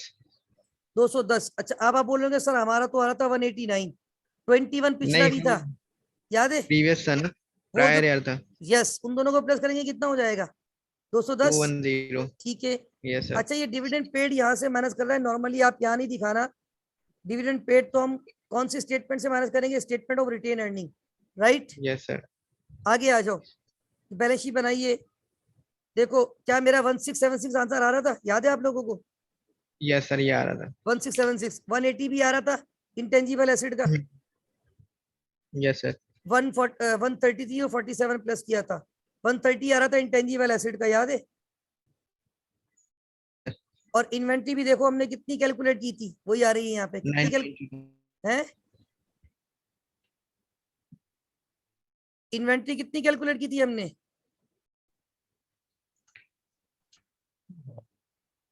कितनी इन्वेंट्री कैलकुलेट की थी स्टूडेंट, 992। वही आ रही है देखिए यहाँ पे। यस सर ये। बाकी तो नॉर्मल है, बाकी सरप्लस देखिए 41 का, नेमन भाई ने पूछा था, मैंने कहा था बैलेंस शीट पे जाएगा 41 का सरप्लस, याद है आपको। बाकी 41 से था सर। रिटेन अर्निंग में प्रॉफिट ऐड हो जाएगा इस साल का और डिविडेंड माइनस हो जाएगा। बाकी ये देखो डेफर्ड टैक्स 287 हो गया। कैसे? पहले से कितना मौजूद था डेफर्ड टैक्स ट्रायल बैलेंस में? 252। Very good. और 35 ऐड हो गया। Is that clear? Yes yes sir. बाकी वो इन्फ्रिंजमेंट वाला 12 था, 3 प्लस किया 15 हो गया। टैक्स पेपर हमने भी 150 टैक्स पेपर निकाला था मैंने अभी 154 वर्किंग में। Yes sir. यस तो सर। देखिए ये मैं आपको सॉल्यूशन अटैच कर दूंगा और उसकी वर्किंग भी अटैच कर दूंगा। ये रही वर्किंग देखें सारी। अब देखिए कॉस्ट ऑफ सेल्स क्या है।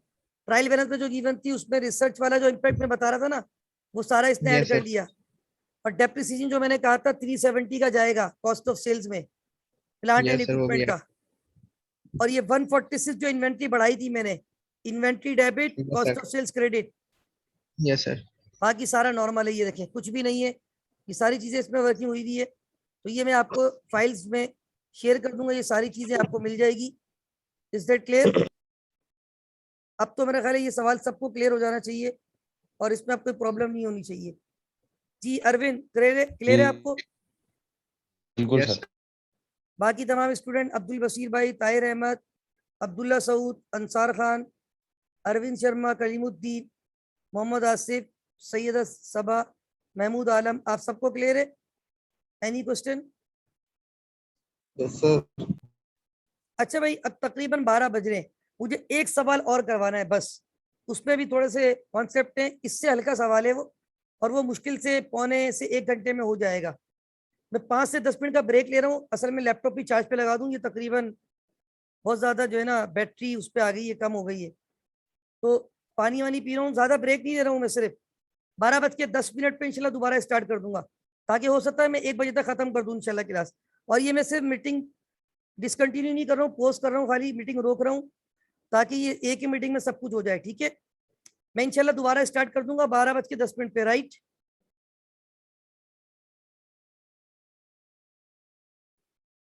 Okay students, welcome back again after the break. और हमने तकरीबन 15 मिनट के करीब का ही ब्रेक लिया और दोबारा आपकी खिदमत में हाजिर हुए। आज का ये क्वेश्चन 2 हम करने जा रहे हैं। और वैसे तो जो हमने पहला सवाल किया उस पर भी शायद क्वेश्चन 2 लिखा हुआ था। ये पेपर के सवाल है, इसलिए पेपर में नॉर्मली ये क्वेश्चन 2 आता था, तो इसलिए वहां से मैंने पिक किया हुआ है। बहरहाल नेक्स्ट जो क्वेश्चन हम करने जा रहे हैं ये कंपैरेटिवली मुश्किल नहीं है, लेकिन एक दो चीजें हैं जिसकी वजह से ये सवाल मैं करवा रहा हूँ। वैसे तो अल्हम्दुलिल्लाह मैंने आपको मैक्सिमम एडजस्टमेंट बता दी और फॉर्मेट बता दिए। अब यहाँ पर भी मैं सिर्फ वर्किंग कर दूंगा और फिर आप लोग जो है इंशाल्लाह इसको मैं सोल्यूशन के साथ आपको शेयर कर दूंगा ग्रुप पे। Following is the trial balance relate to ABC company private limited as on December 31, 2013। इस सवाल को इसलिए करवा रहा हूँ, एक तो इस सवाल में कॉस्ट ऑफ गुड सोल्ड हम जब कैलकुलेट करेंगे तो आपको नजर आएगा इसमें ओपनिंग इन्वेंट्री मौजूद है, इन्वेंट्री एट स्टार्ट, इसमें परचेजेस मौजूद है, इसमें एंडिंग इन्वेंट्री एडजस्टमेंट पे मौजूद है। तो जब इस टाइप की सिचुएशन होती है ना तो ये बेसिकली कहलाता है पीरियोडिक इन्वेंट्री सिस्टम, जिसमें परचेज का टाइटल यूज किया जाता है। अब तक मैंने 3 सवाल डिस्कस किए, एक कल 2 सवाल सॉल्व किए थे रात को, हाई फ्लायर्स, और एक था पीएमएल, और आज अभी सॉल्व किया अल जदीद। इन तीनों सवालात में cost of sales direct given थी ट्रायल बैलेंस में, ना ओपनिंग इन्वेंट्री थी, ना परचेजेस थी, ना कैरेज इन्वर्ट था, और एंडिंग इन्वेंट्री ट्रायल बैलेंस में थी, एडजस्टमेंट में नहीं थी। उसकी वजह ये थी कि वो परपिचुअल इन्वेंट्री सिस्टम के सवालात थे। Is that clear? ये बात सबको पता है? वर्किंग नोट से हम स्टार्ट करेंगे तो मैं यहाँ पे लिख देता हूँ कि जो हम हेडर बनाते एबीसी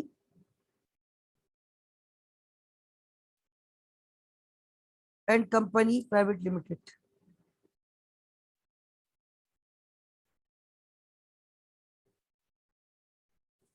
और रुपीज इन 1000 में बात हो रही है। सही है? स्टूडेंट आवाज आ रही है ना आप लोगों को? Kindly let me know. Yes sir. Good. Notes to the accounts.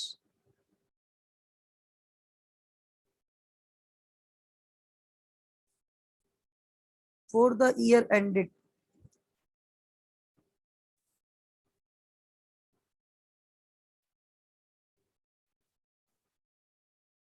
December 2013,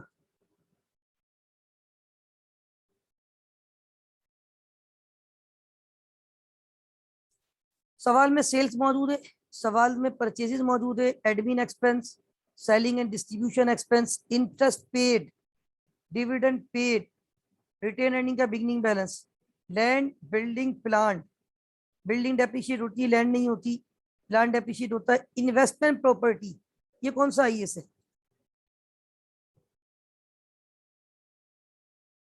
investment property कौन सा आईएस है? 40 IS 40 लैंड,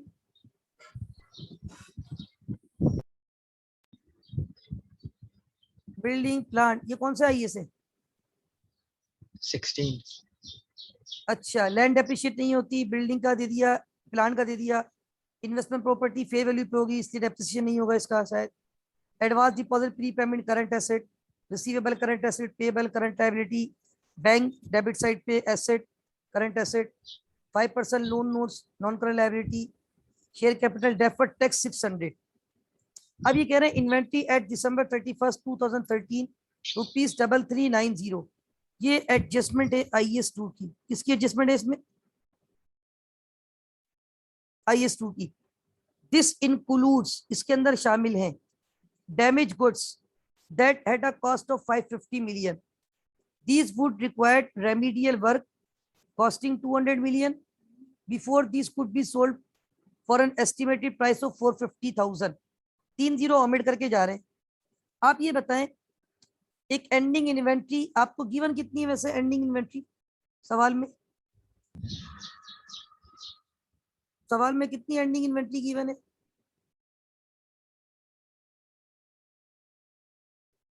जी स्टूडेंट, मेरा ख्याल है ये तो मेरी आवाज नहीं आ रही या स्क्रीन नजर नहीं आ रही है सर, आवाज आ रही तो है। फिर आप लोग वैल्यू दोनों क्यों आ लगा रहे हैं। रहे? एंडिंग इन्वेंट्री सर कितनी वो मौजूद है? इन्वेंट्री एट दिसंबर 31, 2013। 3390। ठीक है, अब सुने, ये मैंने लिखा एंडिंग इन्वेंट्री जो ट्रायल बैलेंस में गिवन है हमें, वो है जी सर, इसमें 550 की अमाउंट ऐसी है जिसपे 2 लाख खर्च करने के बाद 4.5 में हम बेच सकेंगे। Absolutely right.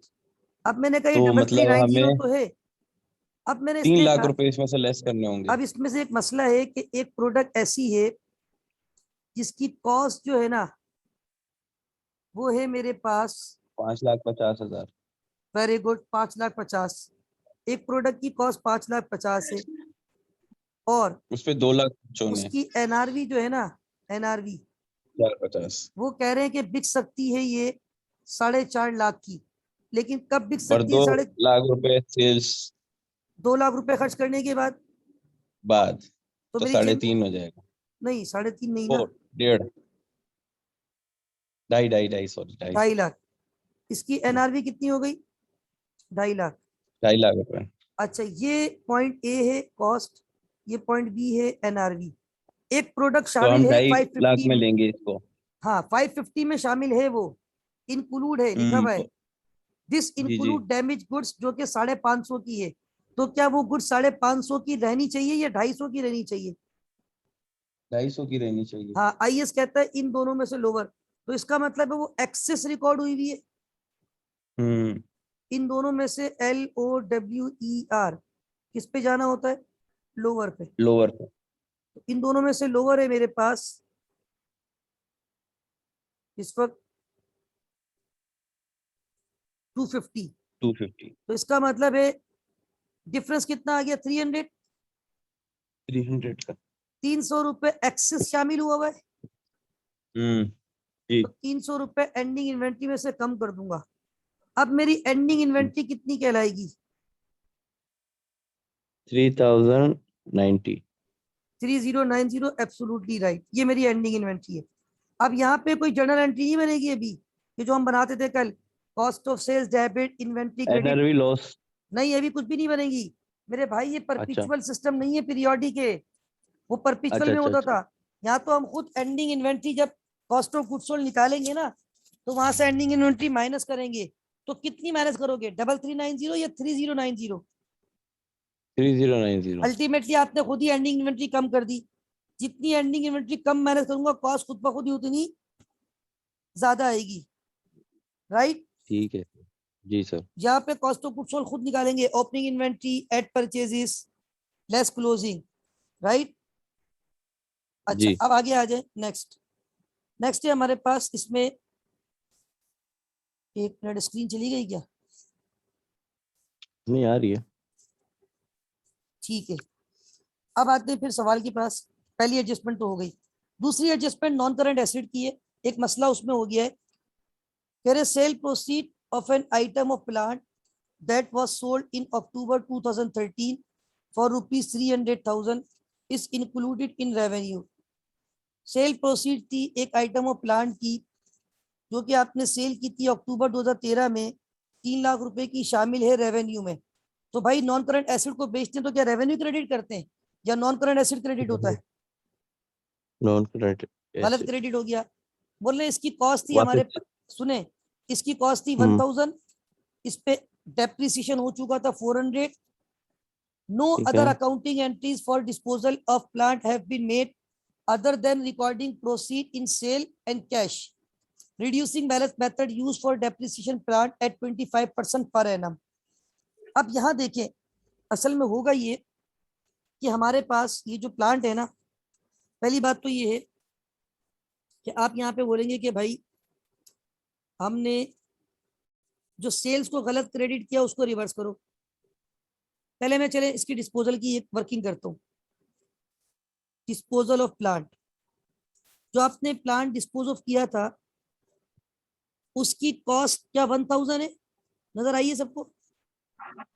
जी सर 1000 है और 400 उस पे डेप्रिसिएशन है वेरी accumulate हुआ गुड, हुआ है। 1000 उसकी कॉस्ट थी, 3 जीरो गायब है, हम रुपीज इन थाउजेंड में जा रहे हैं, और उस पे 400 का डेप्रिसिएशन रिकॉर्ड हो चुका था। मतलब उसकी जो बुक वैल्यू आ रही थी ना वो 600 रुपये आ रही थी। M I right? Book value कितनी आ रही थी आपके पास? 600 रुपये, ऐसे ही है। स्टूडेंट मेरी आवाज आ रही है आप लोगों को? सर बीच में थोड़ा सा चली गई पर अब आ रही है। अब आ रही है ना? ठीक है ठीक है, इसलिए मैंने आपसे पूछा क्योंकि मेरे पास यहाँ लिखा हुआ आता है सम टाइम कि नेटवर्क प्रॉब्लम कर रहा है। 600 रुपये बुक वैल्यू थी, आपने ये 600 बुक वैल्यू वाला एसेट कितने का बेचा है?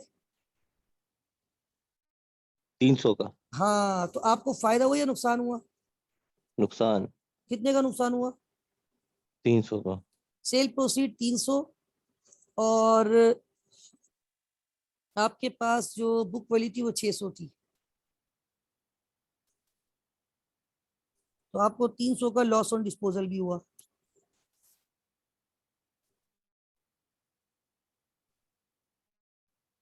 अब मसला ये आ रहा है, ये 300 माइनस में आ रहा है, this is loss on disposal.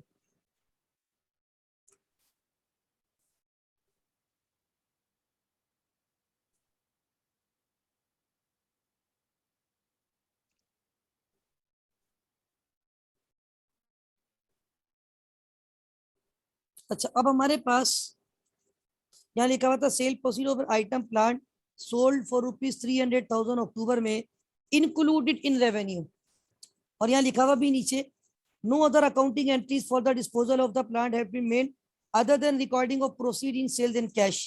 तो आपने तो एंट्री बना दी कैश डेबिट और सेल्स क्रेडिट। कैश डेबिट तक तो सही था, लेकिन आपको सेल्स को क्रेडिट नहीं करना था। अब सेल को मैं रिवर्स करूंगा, कितने की सेल मैंने क्रेडिट की है, कितने में बेचा था ये? 300। अच्छा अब इसके साथ क्योंकि नो अदर एंट्री कुछ भी नहीं बनी थी, तो आपका पिछला एक्यूमुलेटेड डेप्रिसिएशन रिवर्स होगा। कितना एक्यूमुलेटेड डेप्रिसिएशन आपका रिवर्स होगा? यहाँ पे इस एसेट पे कितना डेप्रिसिएशन रिकॉर्ड हो चुका था? 400। 400, वो रिवर्स होकर डेबिट होगा। इस ट्रांजेक्शन में आपको लॉस हुआ है, कितने का लॉस हुआ है 300। जी? 300 का sir. Loss on disposal debit होता है, गेन क्रेडिट होता है। 300 का, और 1000 से क्या क्रेडिट होगा? 1000 से हमारा प्लान। प्लांट बेचा था ना? जी सर। यस, प्लांट क्रेडिट 1000 से। अब आपको एक बात यहाँ बड़ी एहतियात से करनी होगी, इन्होंने यहाँ पे लिखा हुआ है कि रिड्यूसिंग बैलेंस से आप 25% डेप्रिसिएशन रिकॉर्ड करेंगे, लेकिन डेप्रिसिएशन जब रिकॉर्ड करेंगे तो इस चीज का ख्याल रखना होगा, ये प्लांट आपको जो नजर आ रहा है ना 5300, ये 5300 नहीं है भाई, इसमें 1000 रुपए गलत ऐड हुए हुए हैं। अब ये कितना हो जाएगा? 4300, वेरी गुड। और इसका एक्यूमुलेटेड डेप्रिसिएशन 2900 नहीं है, इसमें से 2900, 400 रिवर्स हो गया है, तो अच्छा 2500। 2500। वेरी गुड, ये आपको ख्याल रखना होगा। बल्कि ख्याल क्या रखोगे, मैं अभी इसकी वर्किंग कर देता हूँ, आप भूल नहीं जाओ। हाथों हाथ में इसकी वर्किंग भी चले कर देता हूँ। वर्किंग नंबर 4, और वर्किंग 4 में कर रहा हूँ प्लांट की। अब मैं कह रहा हूँ कि भाई प्लांट का जो कॉस्ट मेरे पास आ रही थी वो वैसे आ रही है 5300।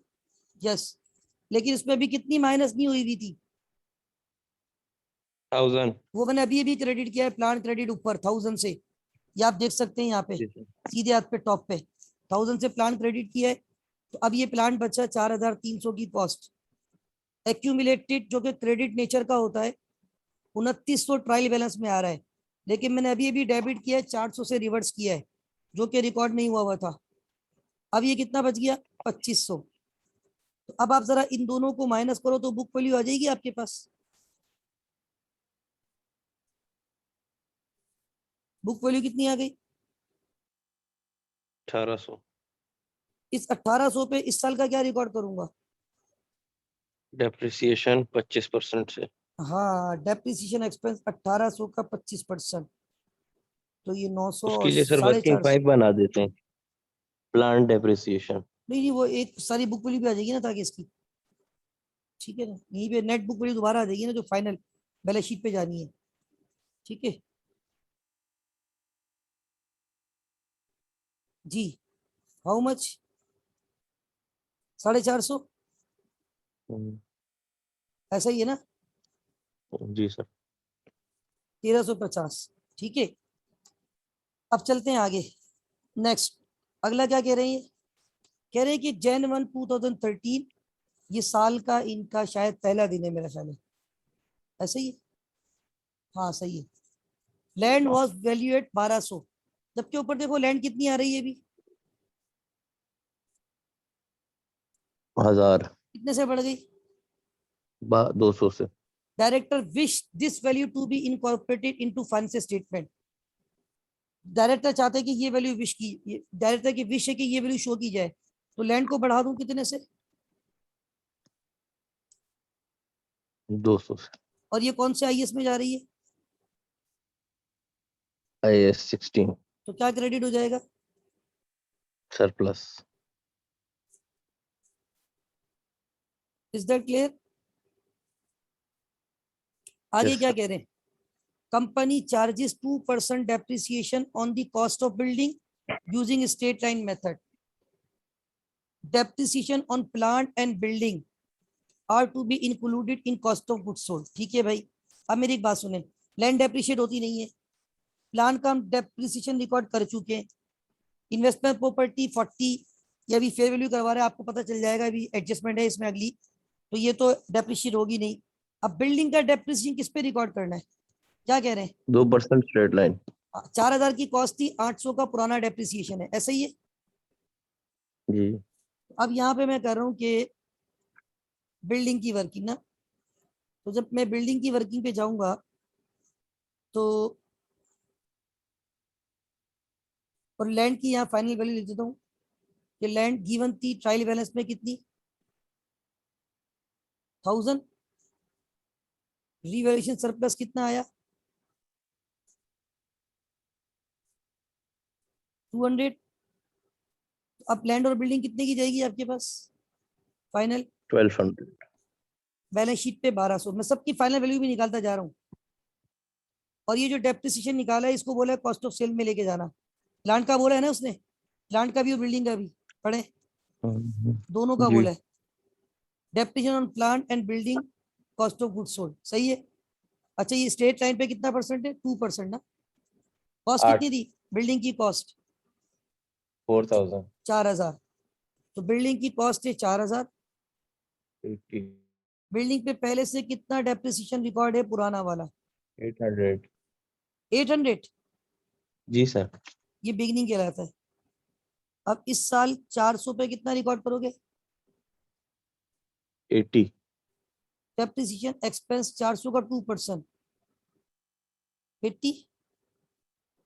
जी तो ये 4000 माइनस 880 नेट बुक वैल्यू आ जाएगी।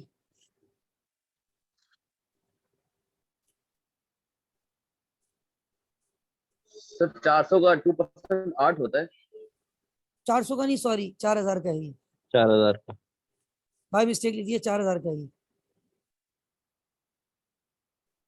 सही कर देता हूँ मैं, ठीक है। 4000 कॉस्ट ना, कॉस्ट पे लगाना था, तो ये कितना बच जाएगा? What's supposed to give out on the 3120। Yes sir. सबकी मैंने बुक वैल्यू निकाल ली, फाइनल फाइनल। हाँ, ये बताओ ये डेप्रिसिएशन भी कहाँ जाएगा इस साल का, ये वाला? कॉस्ट में जाएगा। ठीक है, लैंड डेप्रिशिएट नहीं sale होती। of cost? अब आ जाओ इन्वेस्टमेंट प्रॉपर्टी की adjustment. Company adopt fair value model to for its investment property, its value at year end has been assessed by a qualified surveyor 2000, 30 गायब करके। अब जरा ऊपर आ जाओ, ऊपर कितनी वैल्यू आपको दी जा रही है बताएं? 3000 1000 का लॉस। Very good. अब बढ़ नहीं रही वैल्यू, कम हो रही है, तो वैल्यू कम हो रही है तो क्या एंट्री बनेगी? इन्वेस्टमेंट प्रॉपर्टी डेबिट होगी या क्रेडिट होगी? क्रेडिट होगी सर। और डेबिट क्या होगा? सर ये होगा ना, लॉस होगा इसका। Profit and loss account. हम्म। ये IAS 40 का है भाई। जब IAS हाँ 40 सर, का, IAS 40 में हम लोग ग्रॉस प्रॉफिट से पहले ही लॉस नहीं नेट माइनस प्रॉफिट कर से देंगे। पहले डायरेक्ट इसको मतलब प्रॉफिट एंड लॉस से चार्ज करते हैं। ये लॉस हुआ है, जी सर। ठीक है, माइनस होगा वहां जी से। आगे आ जाए, ठीक है। आखिरी एडजस्टमेंट है जो कि डेफर्ड टैक्स की है मेरे ख्याल से। अच्छा, पहले लास्ट एडजस्टमेंट पढ़ना, उसको कोई इम्पैक्ट अब आना नहीं, वो हम ले चुके हैं। Depreciation for the year December has not yet been accounted for. बोले हमने अब तक डेप्रिसिएशन एक्सपेंस रिकॉर्ड नहीं किया है, तो भाई अच्छी बात है, हमें पता है, हमने खुद ही कैलकुलेट कर दिया, आपने ऊपर बताया था तो हमने ले लिया, ठीक है। अब जरा आ जाए adjustment number second last. Director have estimated the provision for income tax for the year ended December 31st 2013।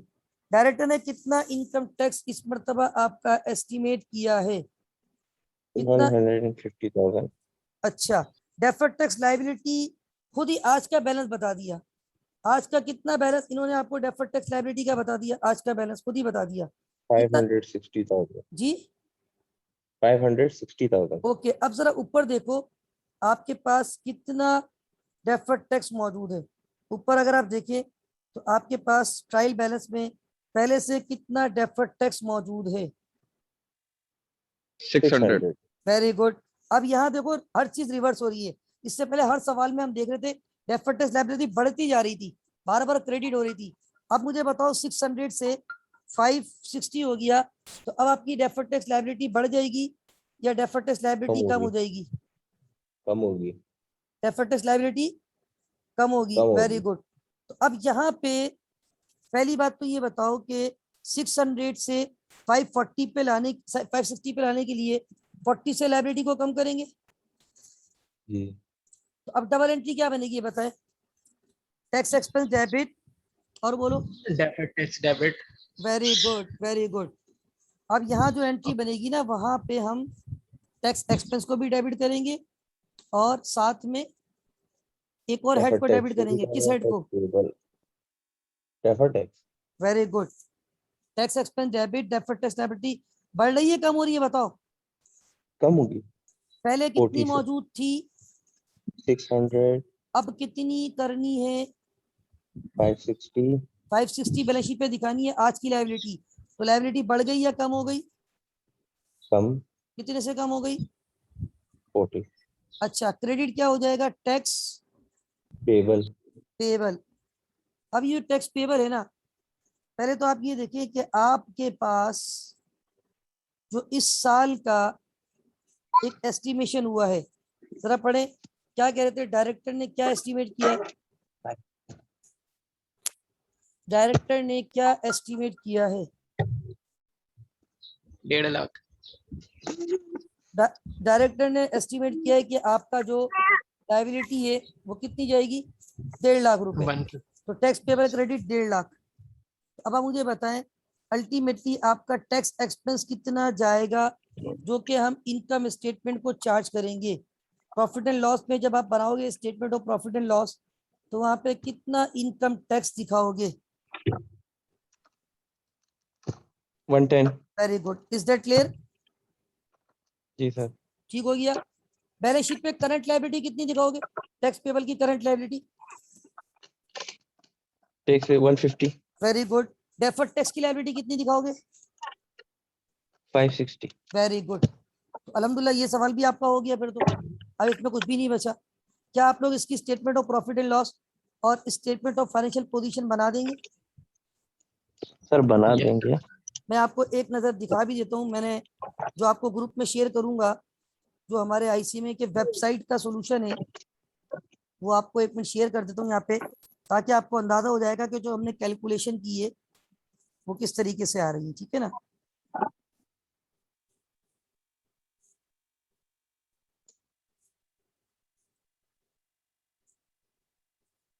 अच्छा ये स्क्रीन मैंने चेंज की, नजर आ रही है आपको एक स्क्रीन?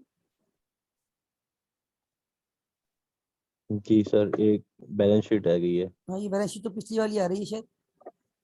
ये वाला सवाल है क्वेश्चन जो आज हम कर रहे थे अभी। ये देखें इसमें वन, ये देखें ये बनी हुई इनकम स्टेटमेंट नजर आ रही है। देखो यहाँ टैक्स जी कितना सर, लिया इन्होंने, अभी ये आई। देखें टैक्स कितना लिया हुआ है। 110। हमने वही कहा था, बाकी तो जनरल चीजें हैं, बाकी ये कैलकुलेशन है ये आपने भी की है। 2000 हो गई इन्वेस्टमेंट प्रॉपर्टी, सारी चीजें नॉर्मल है। 3090 इन्वेंट्री निकाली थी हमने, ये देखो 3090। जी सर। आगे आ जाए, अभी हमने कहा था डेफर्ड टैक्स 560 जाएगा, करंट टैक्स 150 जाएगा। ये सारी वर्किंग हमने जो की थी उसी तरह ऑलमोस्ट नीचे हो गई है। ये सारी चीजें आप देखें कुल्लू मौजूद, तो कर लेंगे आप लोग, ये मैं अटैच कर दूंगा साथ में, कर लेंगे। जी सर कर लेंगे। ठीक है ना। तो अल्हम्दुलिल्लाह आज हमने 2 सवाल और किए, उसमें हमने डिफरेंट एडजस्टमेंट देखी।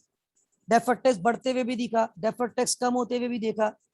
इसके अलावा हमने जो है वो डेफर्ड टैक्स के अलावा हमने आज IS 38, 37, IS 2, IS 16, IS 40 और एक सवाल में IS 40 की अभी पिछले सवाल में रिवैल्यूएशन, जब हमने रिवैल्यूएशन की तो वैल्यू बढ़ गई, अभी हमने देखा रिवैल्यूएशन की तो वैल्यू कम हो गई, ये माइनस होगा वहां से।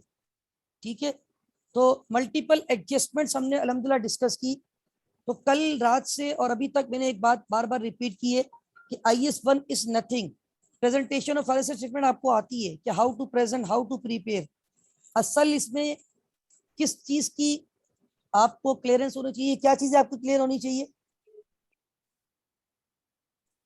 जी, किस चीज पे ग्रिप होनी चाहिए? सर ISS में। ISS पे और एडजस्टमेंट्स पे बेसिकली, क्योंकि मैंने कल रात को भी बात बोली थी कि भाई ये ICOM BCOM नहीं है, यहाँ पे सिंगल लाइन एडजस्टमेंट नहीं होगी, यहाँ एडजस्टमेंट होगी इन दी फॉर्म ऑफ पैराग्राफ, और उस पैराग्राफ में छुपे हुए होंगे डिफरेंट छोटे छोटे ISS। तो हमने काफी IS को गो थ्रू कर लिया है, कुछ चीजें इंशाल्लाह और हम डिस्कस करेंगे कैश फ्लो में मजीद। तो अब 2 टॉपिक हमारे रह गए, एक कैश फ्लो जिसके लिए मैं इंशाल्लाह 3 क्लासें लूंगा, और मेरी जो प्लानिंग में है एक्सपेक्टेड इंशाल्लाह थर्सडे फ्राइडे सैटरडे का प्लान है कि इंशाल्लाह इन 3 दिन में कैश फ्लो पढ़ाऊंगा, और इंशाल्लाह पूरी कोशिश करूंगा ट्यूसडे को मैं शाम को अगर पॉसिबल हुआ कैंपस आऊं और आपको इंशाल्लाह फाइनेंस इंस्ट्रूमेंट पढ़ा दूं। तो मैं इंशाल्लाह थोड़ी देर में आपको चीजें ग्रुप पे शेयर कर दूंगा, वो मैं फाइल सर अपडेट तो कर आपका दूंगा। यानी मतलब प्लान है अगले हफ्ते में कोर्स खत्म कर देंगे? जी जी इंशाल्लाह बिल्कुल, next Saturday would be your हाँ लास्ट सर, ये क्लास। अगले, हाँ सर ये हो जाए ना तो उसके बाद अगला हफ्ता में पढ़ने को जी मिल जी जाएगा ना। बिल्कुल, next Saturday would be your last class. अब 4 क्लासें लेनी है इंशाल्लाह। ठीक है, जबरदस्त। ठीक है सर, बस अल्लाह अभी मैं वाले आपको के थोड़ी देर में इंशाल्लाह हो चीजें भेज जाएंगे। रहा हूँ, चेक कर लीजिएगा इंशाल्लाह। मैं फाइल अपडेट जी करूंगा सर, दोबारा, thank you so much. Link वाली फाइल देख लीजिएगा, दोबारा अपडेट कर दूंगा, आज का लेक्चर भी डाल दूंगा इंशाल्लाह, और आपको जो ठीक है है वो सर। इंशाल्लाह ये PDF बना दूंगा जो पढ़ाया है, और जो मैंने सॉल्व मतलब वर्किंग कर दी है वो वर्किंग भी दे दूंगा, और जो सोल्यूशन है वेबसाइट के वो भी शेयर कर दूंगा। ठीक है, दैट्स ऑल फॉर टुडे। अल्लाह हाफिज़ व नासिर, अल्लाह। पाकिस्तान जिंदाबाद।